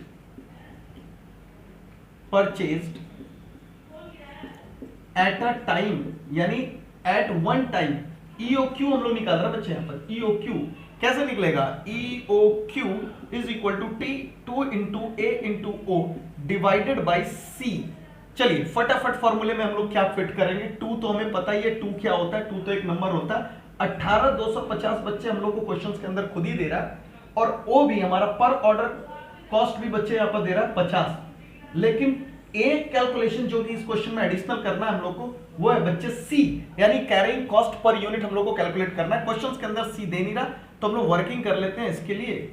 working 1 कर रहे हैं हम लोग, और सी इज इक्वल टू, आपको मैंने पहले ही बताया था, जब क्वेश्चंस के अंदर सी ना दे तो हम लोग क्या करेंगे, कोई ना कोई रेट देगा आपको, तो परचेज कॉस्ट से हम लोग क्या करेंगे बच्चे, उसको मल्टीप्लाई करके निकाल लेंगे। क्वेश्चंस के अंदर आपको जो दे रहा है यहां पर, आप देख सकते हैं क्वेश्चन में वो लाइन जिसमें 20% पर एनम कह रहा है, दैट इज 20% कुछ नहीं बोला तो पर एनम मान करके चलेंगे। चलिए भाई, तो 36.50 इंटू 20% निकालेंगे हम लोग, 20% निकालेंगे, आप 20/100 भी कर सकते हैं। तो कैलकुलेटर पे निकाल रहा हूं 36.50 का ये है इंटू 20%, और ये आ रहा है 7.3, दिस इज 7.3। तो आ गया बच्चे पर यूनिट पर एनम आपका निकल जाएगा ये। अब इसको हम लोग यहां फिट कर रहे हैं अपने फॉर्मूले में 7.3। फास्ट सॉल्व करके बताइए। अब तो बस क्वेश्चन में कोई दम नहीं है, आसानी से बन जाएगा। इंटू 18250 इंटू 50 डिवाइडेड बाई हम लोग कर रहे हैं बच्चे 7.3, और इसका हम लोग निकाल रहे हैं स्क्वायर रूट, तो निकल रहा है 500 यूनिट्स। एकदम सिंपल सा क्वेश्चन, फ्री का मार्क्स एकदम। तो 2 नंबर के लिए वाकई में इस क्वेश्चन में 2 नंबर का ही इसकी क्वेश्चंस की हैसियत थी, जो कि आप देख सकते हो बहुत ही सिंपल था। ये आप बना सकते हो, अब ये आप कर लोगे। तो चलो बच्चे, अब हम लोग आगे बढ़ रहे हैं नेक्स्ट क्वेश्चंस की ओर। उम्मीद है ये भी आपने सीख लिया होगा। अरे इसी से मिलता जुलता क्वेश्चन है बच्चे, अगला जो हमारे पास है वो है क्वेश्चन नंबर 3, जो कि नवंबर 8 में आया हुआ है। और नवंबर 8 में आया हुआ क्वेश्चंस भी बिल्कुल सिंपल है। आइए नवंबर 8 का क्वेश्चंस मैं पढ़ा दूं आपको, एकदम आसान क्वेश्चन है वो भी, और इसी का भाई है वो। कमाल की बात तो यह है कि उसी का भाई है ये। आइए पढ़ते हैं हम लोग पढ़ रहे हैं क्वेश्चन नंबर 3, नवंबर 8 पे पूछा हुआ। 2 मार्क्स में बच्चे इसे भी पूछा है।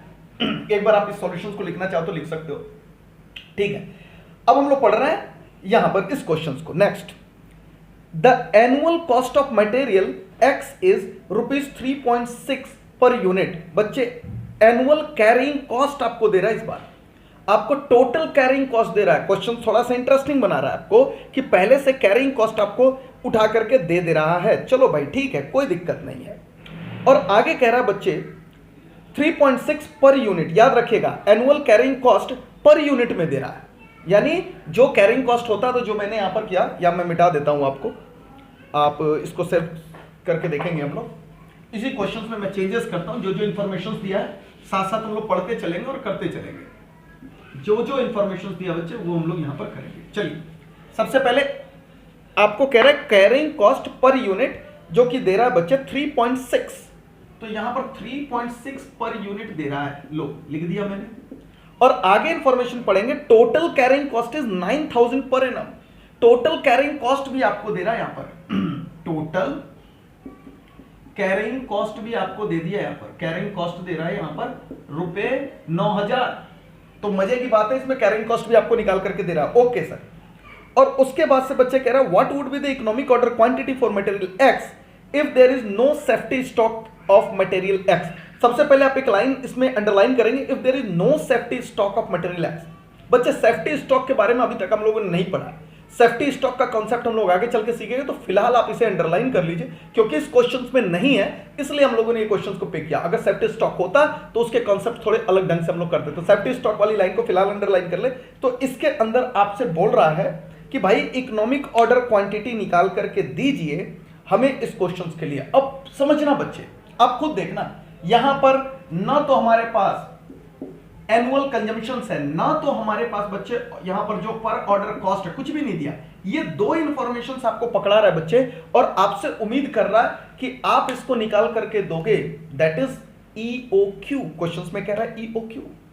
अब आपको सोचना पड़ेगा कि कैसे टोटल कैरिंग कॉस्ट की मदद से करेंगे। तो चलिए टोटल कैरिंग कॉस्ट का फार्मूला लगाते हैं और चेक करते हैं कि क्या उस फार्मूले से कुछ मदद मिलेगी। आइए देखते हैं बच्चे। अब हम लोग सॉल्यूशंस कर रहे हैं, ये हमारा इंफॉर्मेशन है, सॉल्यूशंस देखेंगे। और सॉल्यूशंस में हम लोग कर रहे हैं यहां पर, ये क्वेश्चन है बच्चे हम लोग का नवंबर 8 का। तो थोड़ा सा डाटा चेंज कर लेंगे, यहां पर ये 3 है और यहां पर नवंबर 8। और हम लोग कह रहे हैं टोटल कैरिंग कॉस्ट का जो फॉर्मूला होता है, टोटल कैरिंग कॉस्ट का जो फॉर्मूला होता है वो होता है हमारा एवरेज इन्वेंट्री या एवरेज स्टॉक कह ले बच्चे, into carrying cost per unit, या फिर सी भी लिख सकते हैं। आगे चल के कई क्वेश्चन में हम लोग सी ही लिखेंगे, तो सी भी लिख सकते हैं हम लोग, ठीक है। तो देखते हैं बच्चे, टोटल कैरिंग कॉस्ट हमारे क्वेश्चंस के अंदर दे रहा है, दैट इज 9000। चलिए, और आपको पता है एवरेज स्टॉक के लिए मैंने आपको बोला है पर ऑर्डर क्वांटिटी डिवाइडेड बाय 2, और क्योंकि हमें EOQ निकालना है तो हम उस पर ऑर्डर क्वांटिटी को EOQ वाला लेवल लेकर के चल रहे हैं यहां पर। तो हमने कह दिया भाई कि लो EOQ डिवाइडेड बाई 2, ये भी तो पर ऑर्डर क्वांटिटी होता है क्योंकि EOQ निकालना हमारा रिक्वायरमेंट में, तो हमने लिख दिया यहां पर EOQ। चलिए, और इनटू हम लोग कर रहे हैं बच्चे कैरिंग कॉस्ट पर यूनिट। ये देखिए क्वेश्चंस के अंदर आपको 3.6 दे रहा है, 3.6 आपको रुपया दे रहा है। अब बताओ ना, क्या ये क्वेश्चंस में कुछ भी दम रहेगा इसको सॉल्व करने के बाद? आओ फटाफट सॉल्व करके बताओ। EOQ इज इक्वल टू, आपको पता है 9000 इंटू 2 हो जाएगा बच्चे, और डिवाइडेड बाई हो जाएगा 3.6, ये निकल जाएगा आपका यूनिट्स। 9000 इंटू 2 डिवाइडेड बाई 3.6, ये निकल गया आपका 5000 यूनिट्स। देखिए, अगर आपने कॉन्सेप्ट अच्छे से सीखा तो ऐसे ऐसे क्वेश्चंस आपको कहीं से भी तंग नहीं करने वाले बच्चे। एकदम आसान ढंग से आप ऐसे ऐसे क्वेश्चंस को चुटकियों में बना लोगे, आसानी से सॉल्व कर लोगे। तो ये क्वेश्चंस भी बहुत आसान ढंग से हम लोग यहां पर सॉल्व कर रहे हैं। तो क्वेश्चन नंबर 3 भी बच्चे हम लोग का डन है। चलिए, अब इस क्लास के अंदर हम लोग थोड़े और क्वेश्चंस की ओर बढ़ते हैं ताकि कॉन्सेप्ट और तो मजा आए, और मजा तो आ ही रहा है हम लोग को क्योंकि सारे क्वेश्चंस आसान लग रहे हैं और बेहतरीन ढंग से हम लोग इसे सॉल्व कर रहे हैं। अगला जो क्वेश्चन नंबर 4 है बच्चे, वो हम लोग का क्वेश्चन नवंबर 9 में पूछा हुआ है। नवंबर 2009 का क्वेश्चन है, बहुत ही बेस्ट क्वेश्चन है। उसे आकर के हम लोग यहां पर देख रहे हैं आखिर इसे हम लोग कैसे बनाएंगे। तो मैं पूरा क्वेश्चन पढ़ूंगा आपको। तो पहले मैंने आपको क्वेश्चंस बता दिया, जो मेरे पास लिस्ट है वो है नवंबर 9 का क्वेश्चन, क्वेश्चन नंबर 4। तो आप क्वेश्चन नंबर 4 मेरे साथ पढ़ेंगे बच्चे, और उसके बाद हम लोग देखेंगे। आइए देखते हैं क्वेश्चन नंबर 4 क्या चीज बताने की कोशिश कर रहा है। और ये भी बहुत ही बढ़िया क्वेश्चन है, लेकिन उम्मीद है ये आप खुद ही सॉल्व कर लोगे। मैं देख रहा हूं यहां पर, देख करके मुझे लग रहा है कि बहुत आसानी से आप खुद सॉल्व कर लोगे। आओ बच्चे पढ़ते हैं इसको, क्वेश्चन नंबर 4 को अपनी किताब से, जो कि है हम लोग का नवंबर 2009 में पूछा हुआ क्वेश्चन है। चलिए पहले मैं बोर्ड में डालूं ताकि कुछ इंफॉर्मेशन जो क्वेश्चन से रिलेटेड होंगे वो भी मैं पढ़ते पढ़ते लिखूंगा, और लिखने के बाद समझाऊंगा, समझाने के बाद आपको दे रहा हूं मैं काम जो कि आपको करके चलना है। चलिए, क्वेश्चन नंबर 4 पे हम लोग आ गए अपने। नवंबर 2009 का क्वेश्चन है, क्वेश्चन नंबर 4 नवंबर 2009 का क्वेश्चन बच्चे। आइए देखते हैं क्या क्या इंफॉर्मेशन दे रहा है। बच्चे कह रहा है कि the following information relating to a type of raw material is available. आपको रॉ मटेरियल से रिलेटेड कुछ इंफॉर्मेशन दे रहा है। सबसे पहले कह रहा है एनुअल डिमांड। एनुअल डिमांड मतलब आप ब्रैकेट के अंदर लिख सकते हैं दैट इज ए। उस रॉ मटेरियल का annual demand, annual consumption, annual requirement वही है आपका 2000 यूनिट। तो बच्चे इस क्वेश्चन का क्वेश्चन जो हमारे पास है उसके अंदर दे रहा है, ए क्वेश्चन के अंदर दे रहा है 2000 यूनिट्स। तो ये सारे इंफॉर्मेशन हम लोग कलेक्ट करते हैं। उसके बाद बच्चे यूनिट प्राइस दे रहा है। यूनिट प्राइस का मतलब होता है परचेज कॉस्ट पर यूनिट। तो ये आपको क्वेश्चन के अंदर दे रहा है परचेज कॉस्ट पर यूनिट। और कितना दे रहा है ये दे रहा है बच्चे 20 रुपए। ये लीजिए, मैंने आपको लिखा दिया रुपया 20। चलो भाई, तो 20 रुपीज ये आपका हो गया। आगे इंफॉर्मेशन दे रहा है cost per order, ordering cost per order, ये भी 20 रुपया बच्चे। तो आपको क्वेश्चन के अंदर ओ दे रहा है पर ऑर्डर कॉस्ट, दैट इज ₹20। ये भी इंफॉर्मेशन चलिए हमारे पास आ गया। और उसके बाद बच्चे दो तरीके का आपको दे रहा है, स्टोरेज कॉस्ट और इंटरेस्ट कॉस्ट। आप सबको मैंने बोला ये क्या होता है, ये कैरिंग कॉस्ट ही होता है, चाहे स्टोरेज का, चाहे ब्याज का, चाहे ऑब्सोलेंस का, ये सारा चीज बच्चे आपका होता है, जो कि इसी क्वेश्चंस के नीचे मैं नोट के तरीके से आपको लिखवाऊंगा। इसी क्वेश्चंस के बाद मैं नोट के तरीके से आपको कुछ इंफॉर्मेशन लिखाऊंगा जो कि आपको क्वेश्चन पकड़ने में बहुत आसानी देगा। अब यहां पर स्टोरेज कॉस्ट कह रहा है बच्चे 2% पर एनम है, और इंटरेस्ट रेट कह रहा है बच्चे 8% पर एनम है।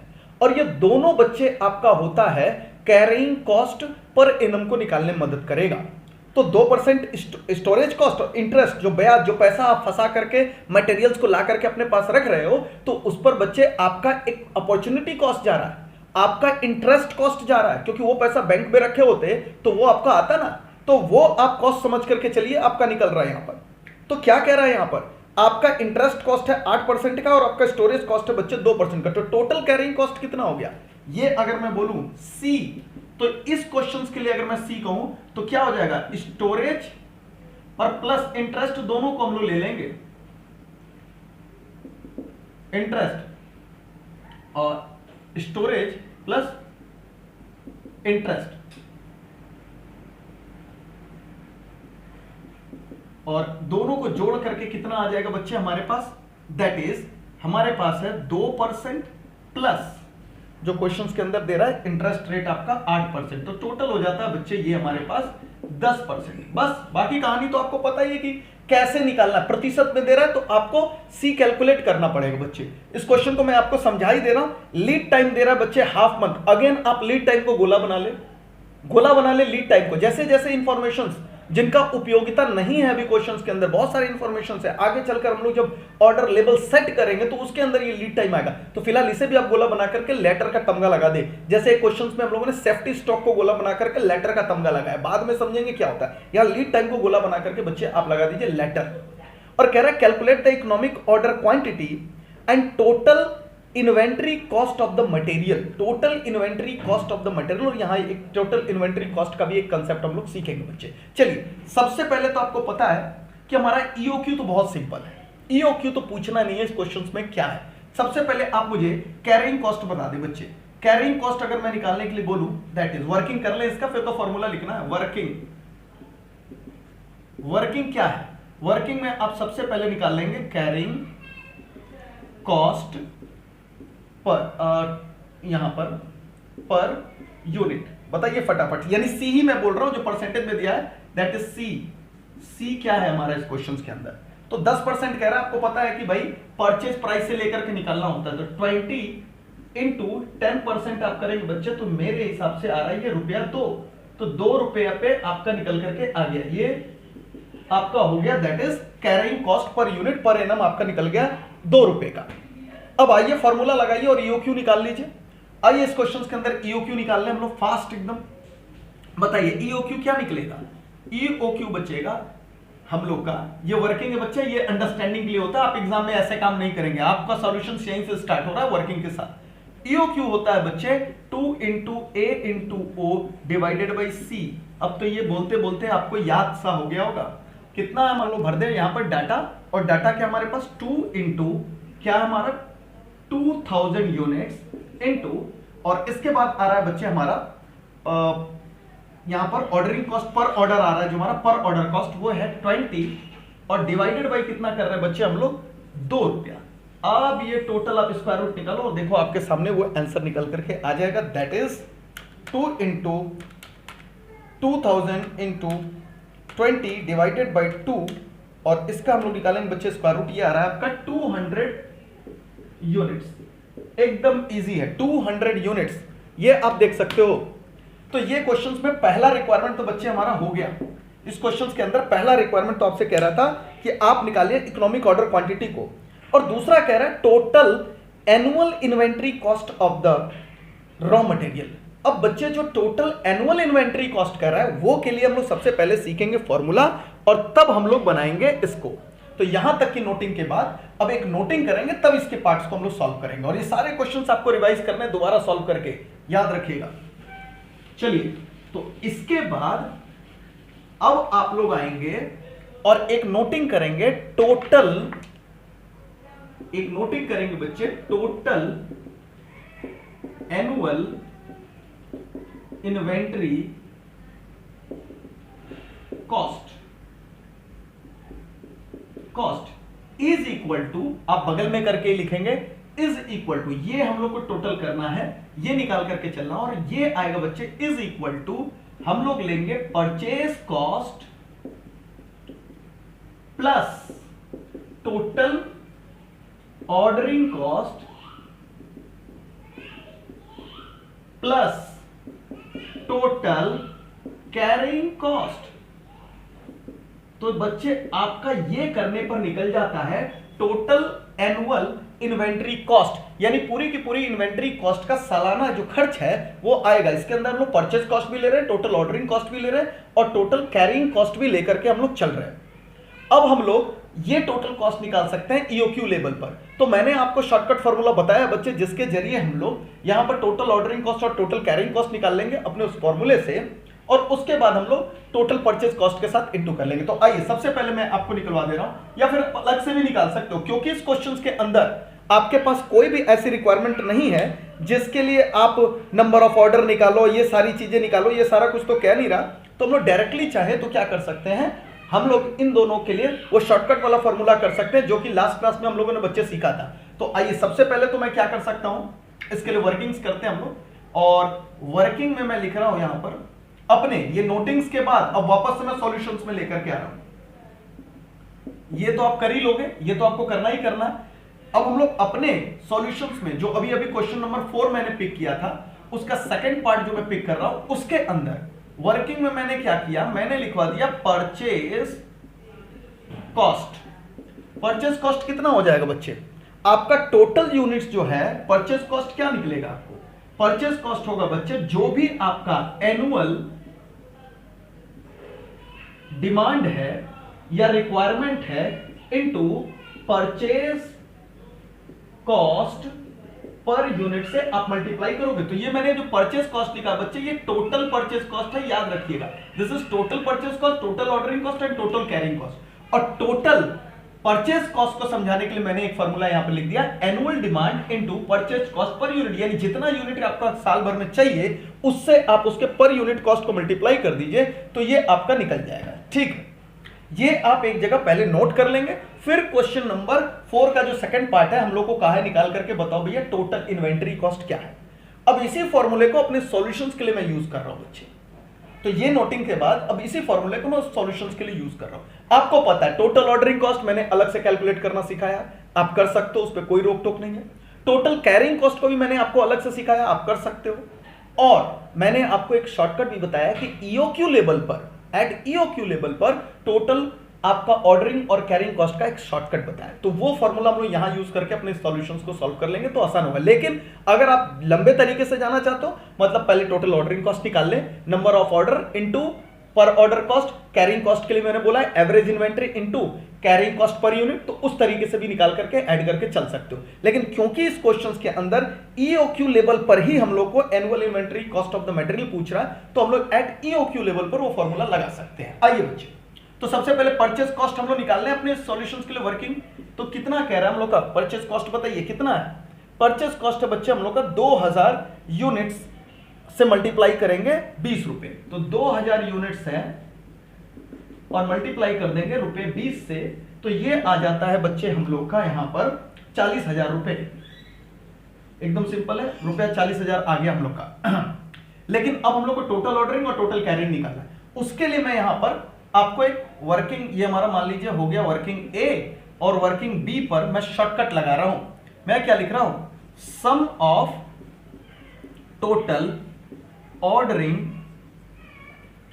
Total order cost and total carrying cost.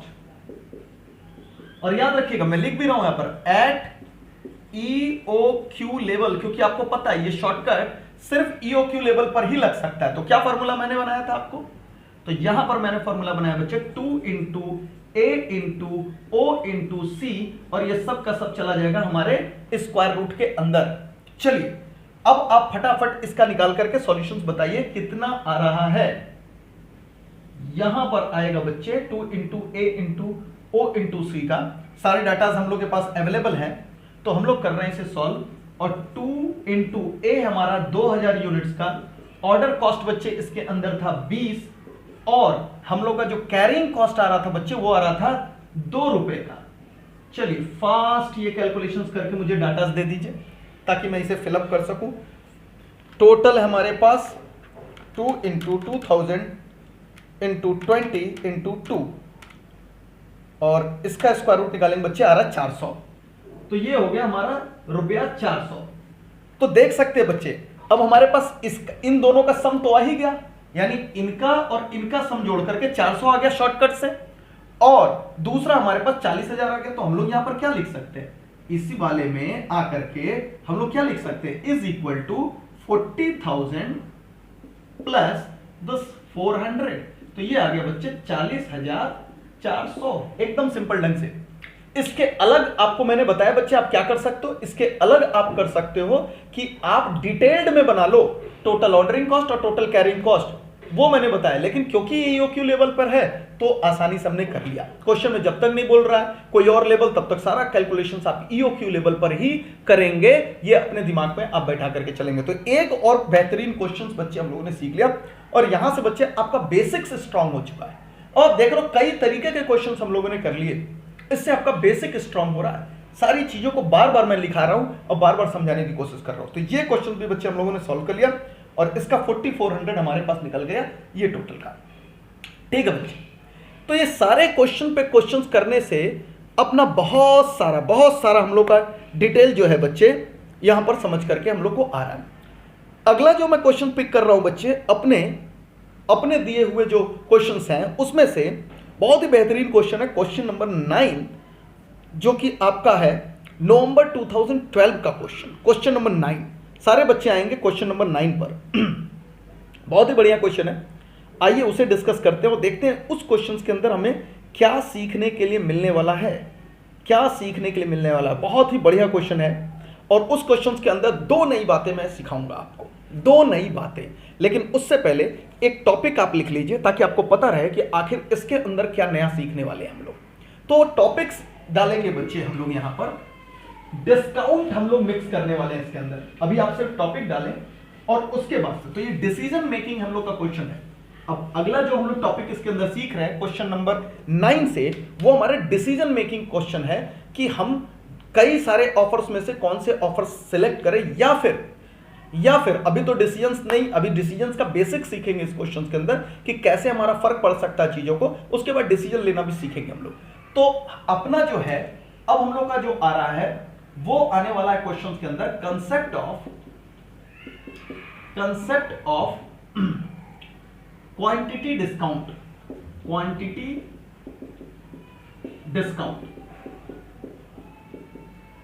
Discount offer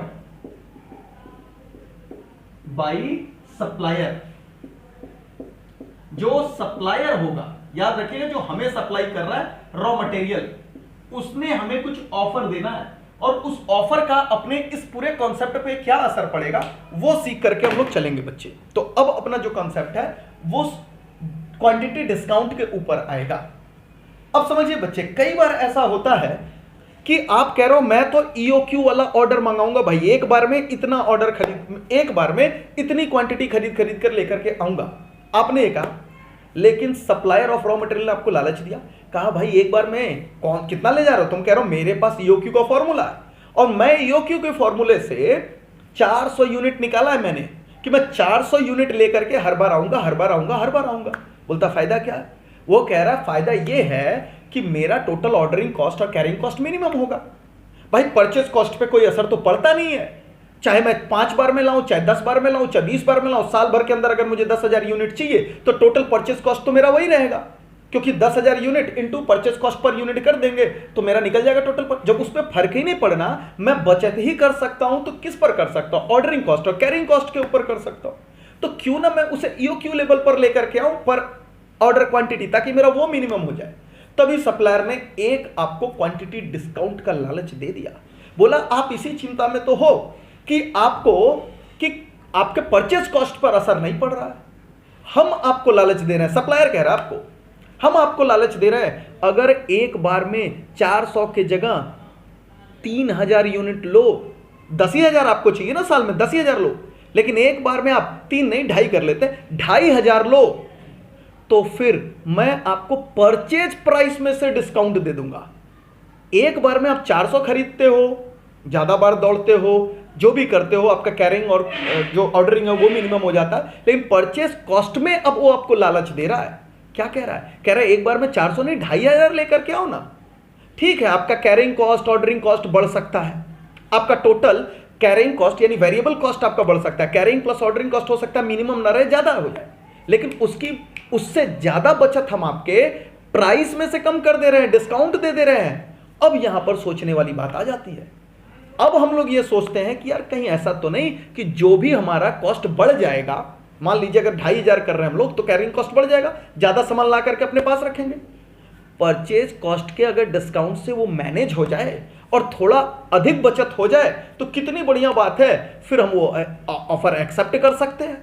तो बच्चे उसी का बेस बनाने के लिए हम लोग यहां पर एक कॉन्सेप्ट पढ़ने वाले हैं, दैट इज कि अगर वो क्वांटिटी डिस्काउंट ऑफर करता है तो कैसे क्वेश्चंस पर असर पड़ता है। तो ये पूरी चीज है। तो फिलहाल तो हम लोग अभी देखेंगे कितना एडिशनल कॉस्ट हो रहा है या कितनी एडिशनल कॉस्ट सेव हो रही है, और बाद में कई सारे ऑफर का आपसी हम लोग कंपैरिजन करके डिसीजंस देंगे। तो आपको पता चल गया मैं क्या समझाने की कोशिश कर रहा हूं। परचेज प्राइस पर जो डिस्काउंट मिलने वाला उसकी चर्चा चल रही है। बाकी अभी क्वेश्चंस के साथ देखेंगे बच्चे, तो हम लोग को और बेहतर समझ आएगा। आइए पढ़ते हैं हम लोग अपना क्वेश्चन नंबर 9, जो कि नवंबर 2012 का क्वेश्चन है और इसी क्वांटिटी डिस्काउंट के ऊपर है। पढ़िए बच्चे। और इसके अंदर मैंने आपको पहले ही बोला बच्चे बहुत सारी चीज सीखेंगे, यानी एक तो हम लोग ये वाला कॉन्सेप्ट तो सीखेंगे ही सीखेंगे, और मैंने कहा है आपको 2-3 कॉन्सेप्ट और सीखने वाले हैं इस क्वेश्चन के अंदर, तो बहुत मजा आने वाला है। आइए देखते हैं हम लोग क्वेश्चन नंबर 9। सारे बच्चे मेरे साथ पढ़ेंगे। KL limited produces product M which has a quarterly demand of 8,000 units, 8,000 units का। सबसे पहले बच्चे जो फोकस आप करेंगे क्वार्टरली डिमांड।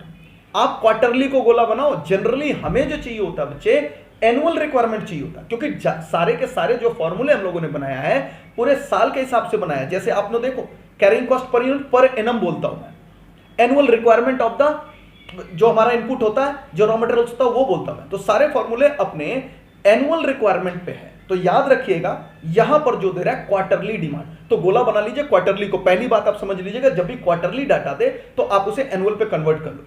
अगर आप कन्वर्ट नहीं करोगे तो दूसरा काम यह करना पड़ेगा, कैरिंग कॉस्ट को फिर क्वार्टर के हिसाब से लेना पड़ेगा, तो वो ज्यादा पेचीदा हो जाएगा।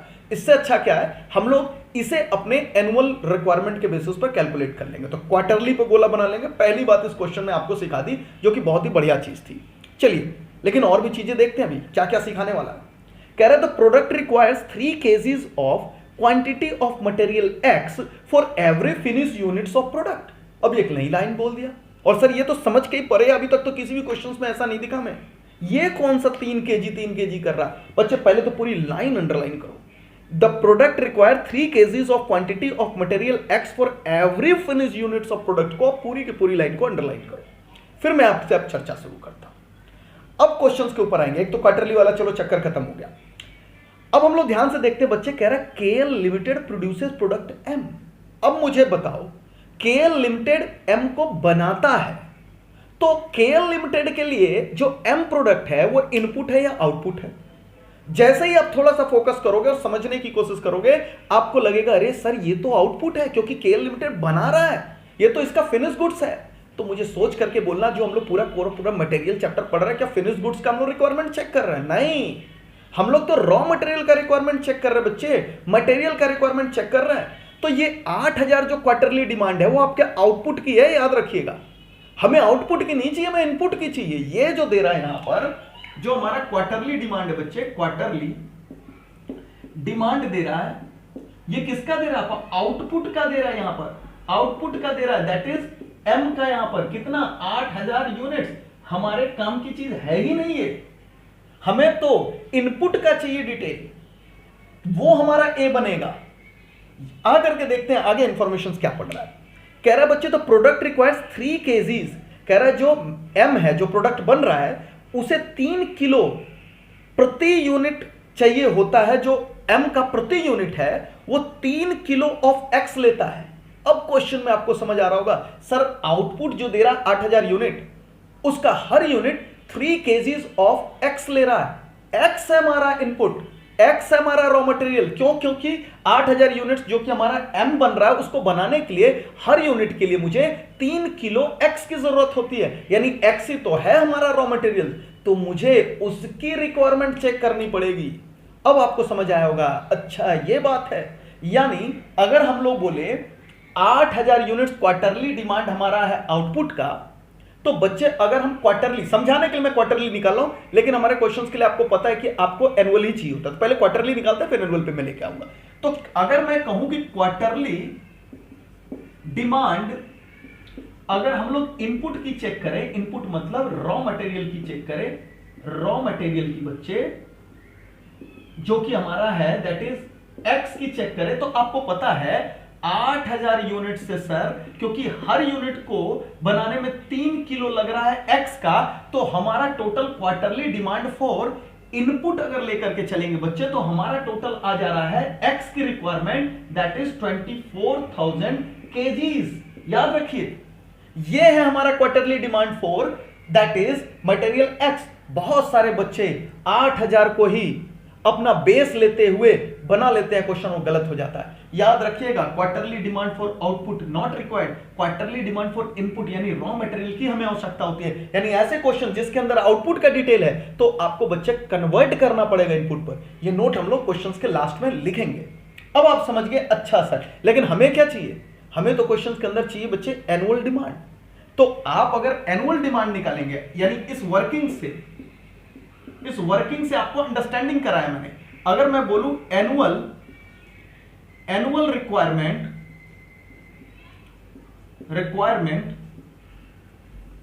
ऑफ एक्स की अगर हम लोग बात करें तो आपको पता है ये क्वार्टरली है, 24,000 किलो आपका क्वार्टरली बच्चे, और एक साल के अंदर बच्चे होता है 4 quarter.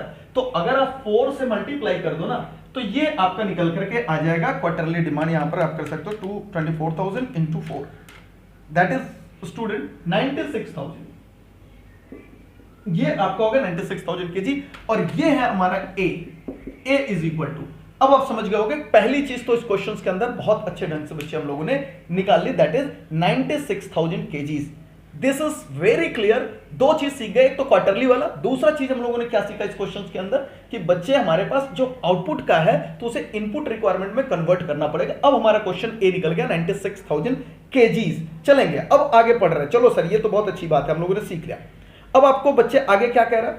The other information are as follows. Cost of material आपको क्वेश्चन में दे रहा है 20 रुपए पर केजी, जो हम लोग का क्वेश्चन में दे रहा है इंफॉर्मेशन अब आपको पता है कैसे कलेक्ट करना है। तो 20 रुपए पर किलो है।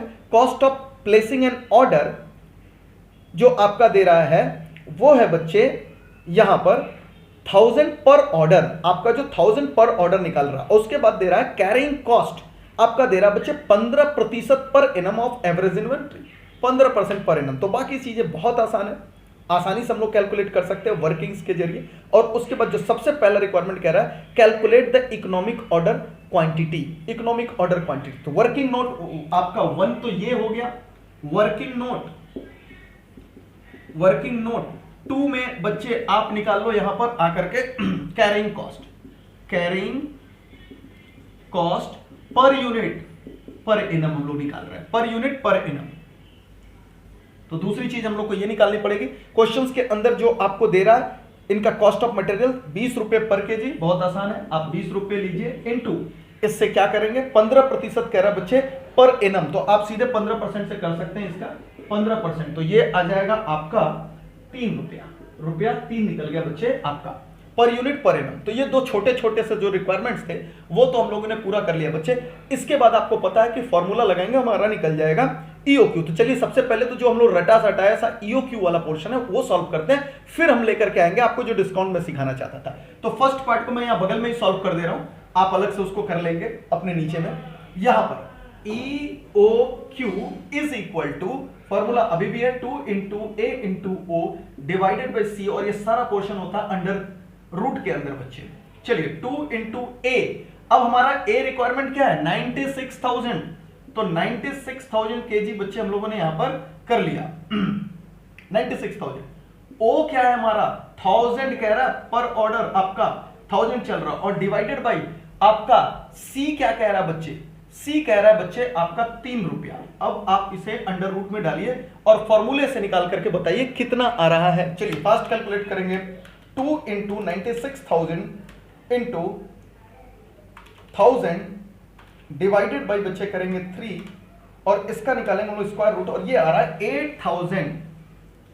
8,000 केजीज आंसर आ रहा है। दिस इज 8,000 किलो का आपका ईओक्यू निकल रहा है। एक बार में 8,000 किलो निकाल करके आप अगर बनाते हैं तो बहुत बढ़िया, ये बेस्ट लेवल है। ये निकल गया बच्चे आपका ईओक्यू 8,000 यूनिट्स। ये आप बेस्ट मान रहे हो, बेस्ट मान रहे हो।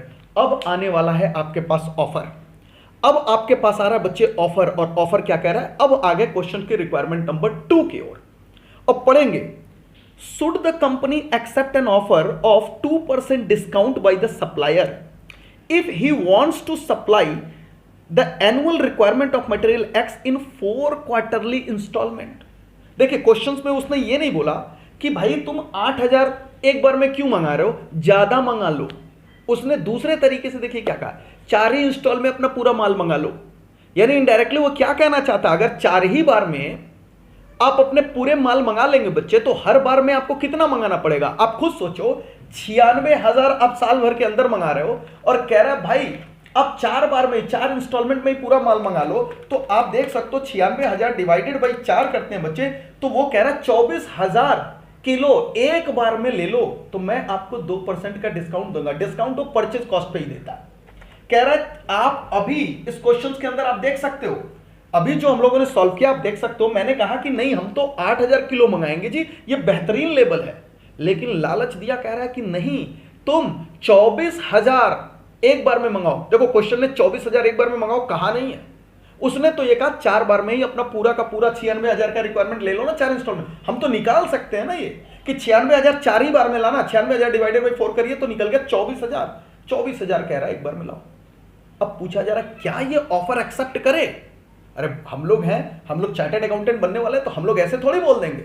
हम लोग करेंगे पूरी की पूरी कॉस्ट की चेकिंग, टोटल कॉस्ट हम लोग ईओक्यू पर निकाल लेंगे और फिर टोटल कॉस्ट ये जो 24,000 कह रहा है एक बार में लेकर के आओ उस पर निकाल लेंगे, और अगर जो इसके ऑफर वाला टोटल कॉस्ट कम हो गया हमारे ईओक्यू से तो ऑफर एक्सेप्ट करेंगे, अदरवाइज रिजेक्ट करेंगे बच्चे। ये है क्वांटिटी डिस्काउंट जो हमारे पास आने वाला है। 8,000 एक बार में लें या 24,000 एक बार में लें, क्यों? क्योंकि हम लोग को मिल रहा है 2% का डिस्काउंट ऑफर, किस पर? परचेज कॉस्ट पर। आइए इसको पूरी की पूरी स्टेटमेंट के जरिए बनाने की कोशिश करेंगे। सारे डाटा जब आपके पास है, आपको पता है इंफॉर्मेशंस, तो इंफॉर्मेशंस में मैं आपको कुछ इंफॉर्मेशंस लिख देता हूं। हमारा जो ए है बच्चे वो है 96,000 केजीज का, क्योंकि हमें ये जरूरत पड़ेगा।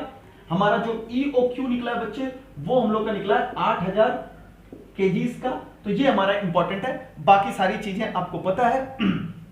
इंफॉर्मेशंस में हम लोग का जो परचेज कॉस्ट है, जो परचेज कॉस्ट पर यूनिट है, ये सारे इंफॉर्मेशन मैं यहां पे लिख दूं ताकि आपको पता हो। परचेज कॉस्ट पर यूनिट दे रहा है बच्चे ₹20 जो हमारा लग रहा है यहां पर, और हमारा जो कैरिंग कॉस्ट है सी जो निकला था बच्चे वो निकल रहा है यहां पर ₹3, और हमारा जो ओ है बच्चे वो क्वेश्चंस के अंदर दे रहा है 1,000। चलिए तो ये सारे इंफॉर्मेशन हम लोगों ने लिख ली है।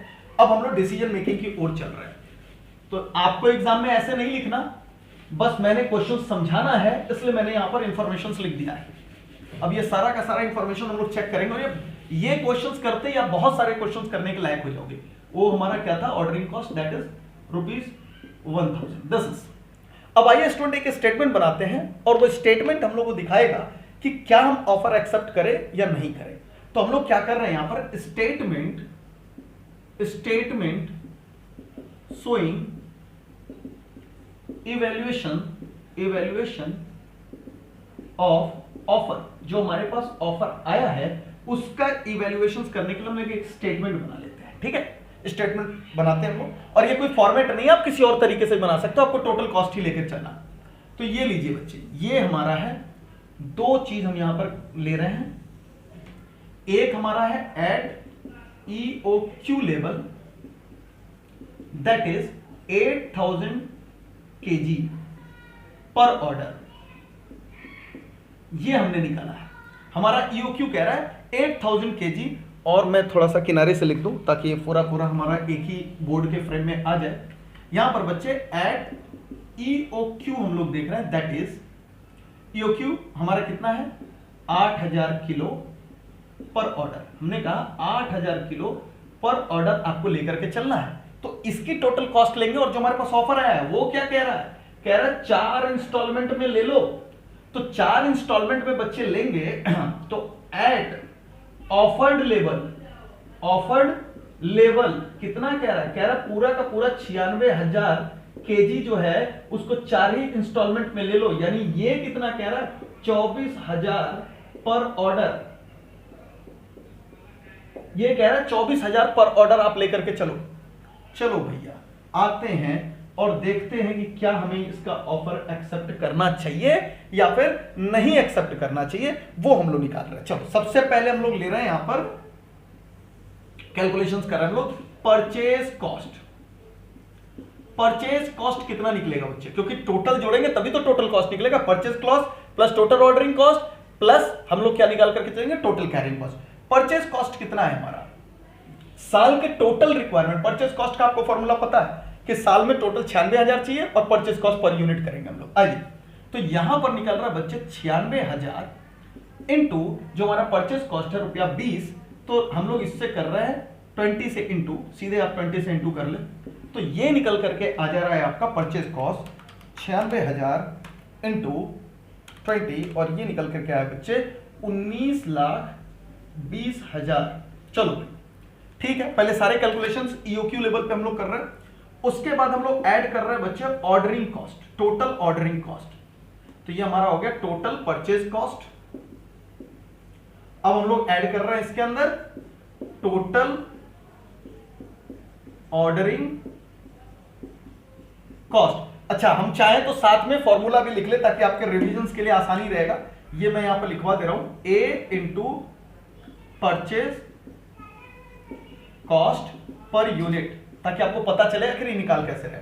टोटल ऑर्डरिंग कॉस्ट, आपको पता है बच्चे टोटल ऑर्डरिंग कॉस्ट कैसे निकालते हैं हम लोग, दैट इज जितना भी टोटल ऑर्डर आता है, number of order into cost per order, या फिर ऑर्डर कॉस्ट लिख सकते हैं पर ऑर्डर, या पर ऑर्डर कॉस्ट ही आप कह सकते हो। चलो, तो आपको पता है कि नंबर ऑफ ऑर्डर कैसे निकालते हैं हम लोग, आप सबको पता है नंबर ऑफ ऑर्डर कैसे निकलता है, कि हमारा टोटल रिक्वायरमेंट कितना है भाई। अगर नंबर ऑफ ऑर्डर की बात करें तो ये कैसे निकलता है, ए डिवाइडेड बाई जो हमारा है पर ऑर्डर क्वांटिटी, पर ऑर्डर क्वांटिटी, ये सारे बच्चों को पता है, कई बार हम लोगों ने कर लिया यहां पर। तो ये कैसे निकलेगा, अगर हम इस लेवल की बात करें बच्चे, तो इस लेवल के ऊपर आकर के हम लोग देखेंगे कि हमारी टोटल रिक्वायरमेंट है 96,000 की, और एक बार में हम मंगा रहे हैं 8,000 किलो, तो ये हमारा हो गया नंबर ऑफ ऑर्डर इनटू हमारा कितना है पर ऑर्डर कॉस्ट, वो है बच्चे 1000। चलो भाई बताओ कितना आ रहा है तुम्हारा टोटल ऑर्डरिंग कॉस्ट। यहां हम चाहे तो शॉर्टकट्स भी लगा सकते हैं, जो कि मैंने आपको पहले सिखाया था, मगर हम लोग शॉर्टकट्स नहीं करेंगे। चलिए आइए, ताकि हम लोग उसके लेवल पे भी चेक करना, तो वहां तो वो शॉर्टकट नहीं लग सकता ना डिफरेंट लेवल पे, इसलिए यहां पर हम लोग पूरे फॉर्मूले से कर रहे हैं। 96,000 डिवाइडेड बाई 8,000 इंटू 1,000, और ये आ रहा बच्चे 12,000, ये आ रहा आपका 12,000। ठीक है, तो ये चीज हम लोगों ने समझ लिया, और इसके बाद अब हम लोग क्या निकाल रहे हैं, दैट इज कैरिंग कॉस्ट। आइए कैरिंग कॉस्ट निकाल लें फटाफट। कैरिंग कॉस्ट, और टोटल कैरिंग कॉस्ट आपको पता है क्या फॉर्मूले में होता है हम लोग का, एवरेज इन्वेंट्री इंटू सी। हम लोग कर देंगे बच्चे, एवरेज इन्वेंट्री क्या होता है, पर यूनिट, पर क्वांटिटी, जो पर ऑर्डर क्वांटिटी होती है उसको आप डिवाइड कर देते हैं 2 से।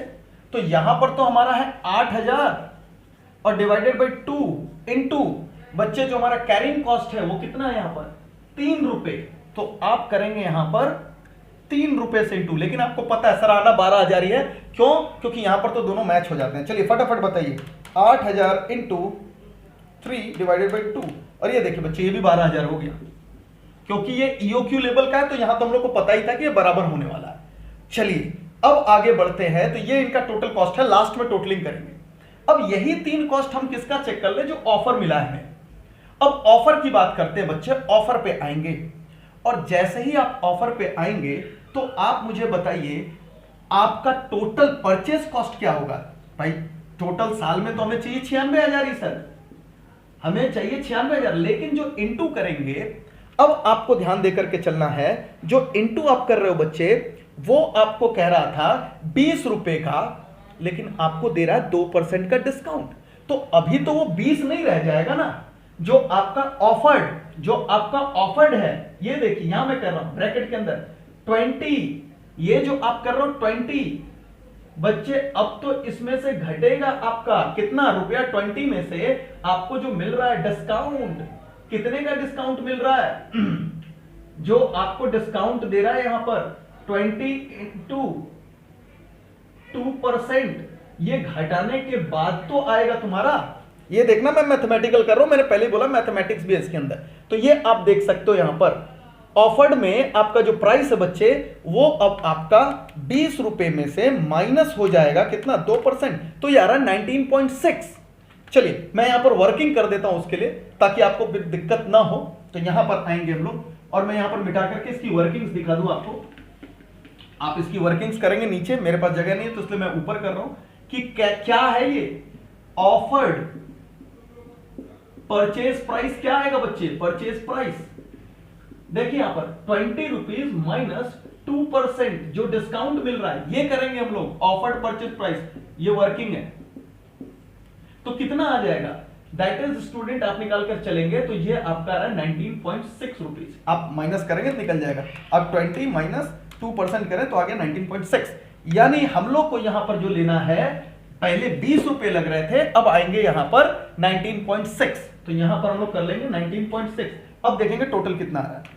तो 96,000 इंटू 19.6 करेंगे बच्चे, और ये आ गया हम लोग का 18,81,600। 18,81,600। तो ये हमारा निकल गया परचेज कॉस्ट। देख रहे हैं भारी अंतर आया, लेकिन अब हम लोग ऑर्डरिंग कॉस्ट और कैरिंग कॉस्ट में भी देखते हैं क्या अंतर पड़ने वाला है। चलिए सबसे पहले अब हम लोग आ रहे हैं ऑर्डरिंग कॉस्ट क्यों। मैंने क्या सिखाया आपको? नंबर ऑफ ऑर्डर्स के लिए क्या सिखाया बच्चे? नंबर ऑफ ऑर्डर्स के लिए मैंने सिखाया जो भी आपका साल में रिक्वायरमेंट है उसको डिवाइड करो पर ऑर्डर क्वांटिटी से, और इस ऑफर्ड लेवल पे पर ऑर्डर क्वांटिटी है 24,000 का। आप 24,000 से डिवाइड कर दो। 24,000 से डिवाइड करने के बाद बच्चे पर ऑर्डर कॉस्ट से इंटू करो। पर ऑर्डर कॉस्ट में कोई अंतर नहीं है, दैट इज 1000। अभी भी आपका 1000 है। चलो भाई बताओ फटाफट कितना आ रहा है। तो यहां आप देखेंगे, क्योंकि आप एक बार में 24 मंगा रहे हो तो भारी आपको बचत होने वाली है यहां पे भी। तो 96,000 डिवाइडेड बाई 24,000 और इनटू करेंगे हम लोग बच्चे 1000। देख रहे हैं 4000 पर आ गया आपका। ये आपका टोटल ऑर्डरिंग कॉस्ट 4000 आ गया। कैसे बचत हो गई? क्योंकि एक बार में 24 मंगा रहे हो तो आपका नंबर ऑफ ऑर्डर घट गया। अब आते हैं हम लोग कैरिंग कॉस्ट। अब कैरिंग कॉस्ट पर बच्चे आओगे तो ध्यान से सोचना, कैरिंग कॉस्ट के लिए आपका एवरेज इन्वेंट्री कितना बनेगा? 24,000, क्योंकि अब पर ऑर्डर क्वांटिटी डिवाइडेड बाई 2 करते हो, और इस ऑफर्ड लेवल पे पर ऑर्डर क्वांटिटी कितना आपका? 24,000। ये आप कर रहे हो 24,000 डिवाइडेड बाई 2, आपने कर दिया डिवाइडेड बाई 2, और इसके लिए आप निकालोगे यहां पर 24,000 डिवाइडेड बाई 2, तो ये आपका निकल गया एवरेज इन्वेंट्री। और आप कहोगे C sir multiplied by carrying cost करेंगे हम लोग पर यूनिट। अब वापस से सोच करके चलना बच्चे, ध्यान से, बहुत इंपॉर्टेंट बात यहां पर होने वाली है। क्या हमारा कैरिंग कॉस्ट जो निकलेगा, ये ऑफर प्राइस है ना, अब यहां पर carrying cost per unit per annum वाली जो बात होगी, पहले आपने 20 रुपए का, ध्यान सुनिएगा, इसमें जो परसेंट दे रहा था बच्चे 15%, वो आपने 20 का लिया था ईओक्यू लेवल पर। लेकिन खुद सोच करके बोलो, क्या वो इस ऑफर्ड लेवल पर अब जो निकलेगा 19.6, क्योंकि हमारा परचेज प्राइस पर यूनिट हो गया, तो इस पर निकलेगा इंटू 15% और नॉट। ये एक दूसरी चीज है जो आपको फोकस करके चलनी है। आपकी कैरिंग कॉस्ट पर यूनिट जो कि पहले 20 रुपए पर कैलकुलेट हुई थी जब ऑफर नहीं था, क्योंकि आपका परचेज प्राइस 20 था, इंटू 15% आपने किया था तो 3 रुपया निकला। यहां पर क्योंकि आपका परचेज प्राइस ही बदल जा रहा है बच्चे, तो आपका कैरिंग कॉस्ट भी बदलेगा। तो 19.6 इंटू आप 15% करोगे तो यार 2.94 लिखेंगे बच्चे, 2.94 बस। तो ये भी बदल रहा है, यहां पर 2.94 लिख रहे हैं हम लोग, 2.94। और अब आप मुझे बताएं कि टोटल कैरिंग कॉस्ट कितनी आ रही है। यहां पर कर रहे हैं हम लोग बच्चे 24,000 डिवाइडेड बाई 2 इंटू 2.94, और ये आ रहा है 35,280, 35,280 ये आ रहा है। देख रहे हैं आप, पहले से बढ़ गया कैरिंग कॉस्ट, क्योंकि ज्यादा सामान मंगा करके आप अपने पास रखने वाले हो, तो टोटल कैरिंग कॉस्ट देख सकते हो बच्चे आपका बढ़ गया यहां पर। अब आपको क्या करना है? अब डिसीजन लेने की बारी आई है। आप ये टोटल, इनके टोटल्स करिए, आप 24,000 पर ऑर्डर का टोटल्स करिए, और टोटल कॉस्ट अगर आपको 24,000 वाले पर ऑर्डर क्वांटिटी का कम आता है तो ऑफर एक्सेप्ट करिए, अदरवाइज आउटराइटली रिजेक्ट मारिए, बोले नहीं कर सकते भैया हमारा नुकसान हो जाएगा। चलिए टोटल करके अब हम लोग चेक करेंगे यहां पर फटाफट। आप भी कर सकते हैं यहां पर टोटलिंग, क्योंकि ये तो सबसे आसान पार्ट है इस क्वेश्चन का, और टोटलिंग करके डिसीजन लेना तो उससे भी आसान है।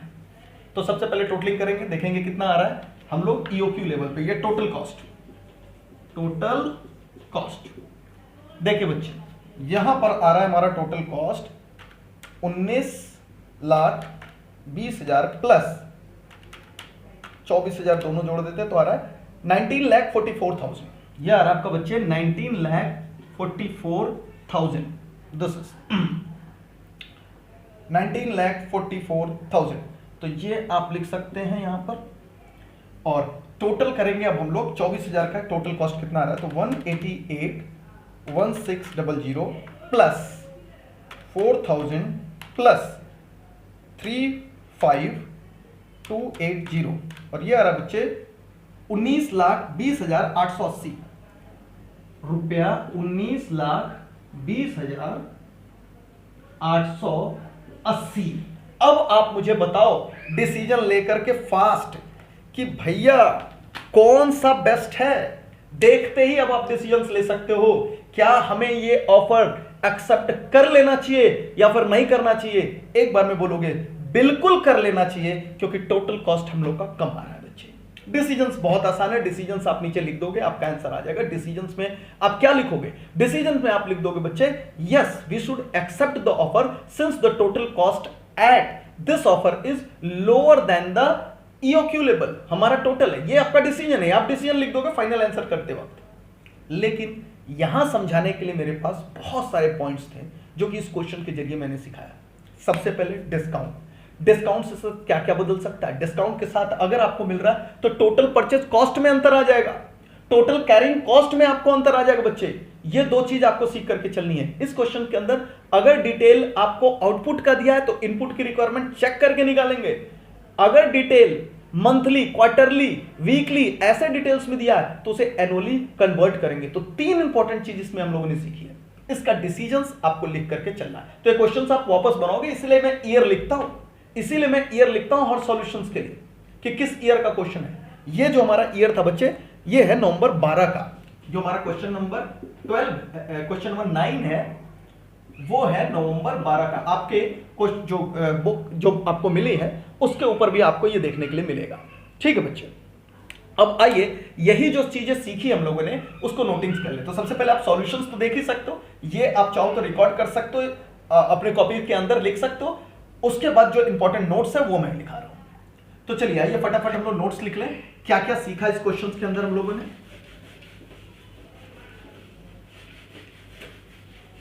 आप डिसीजंस लिखना है, डिसीजंस भी लिख सकते हैं। डिसीजंस मैंने बोल दिया, वो डिसीजंस आप लिख लोगे।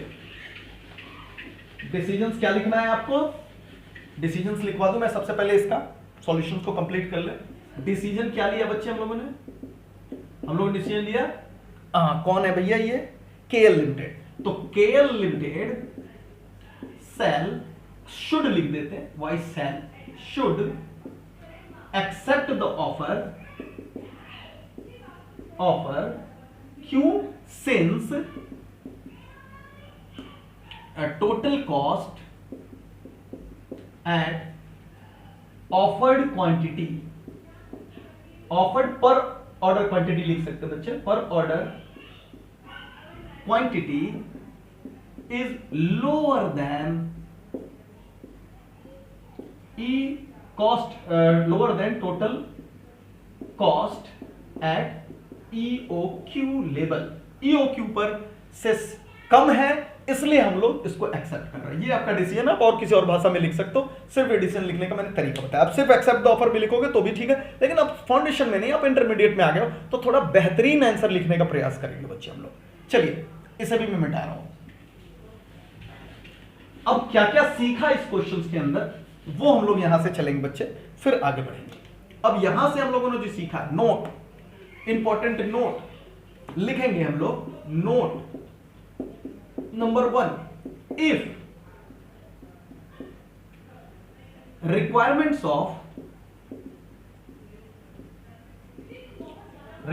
of output is given, अगर रिक्वायरमेंट आउटपुट की दे रहा है बच्चे तो क्या करना है हम लोग को, we need to calculate requirement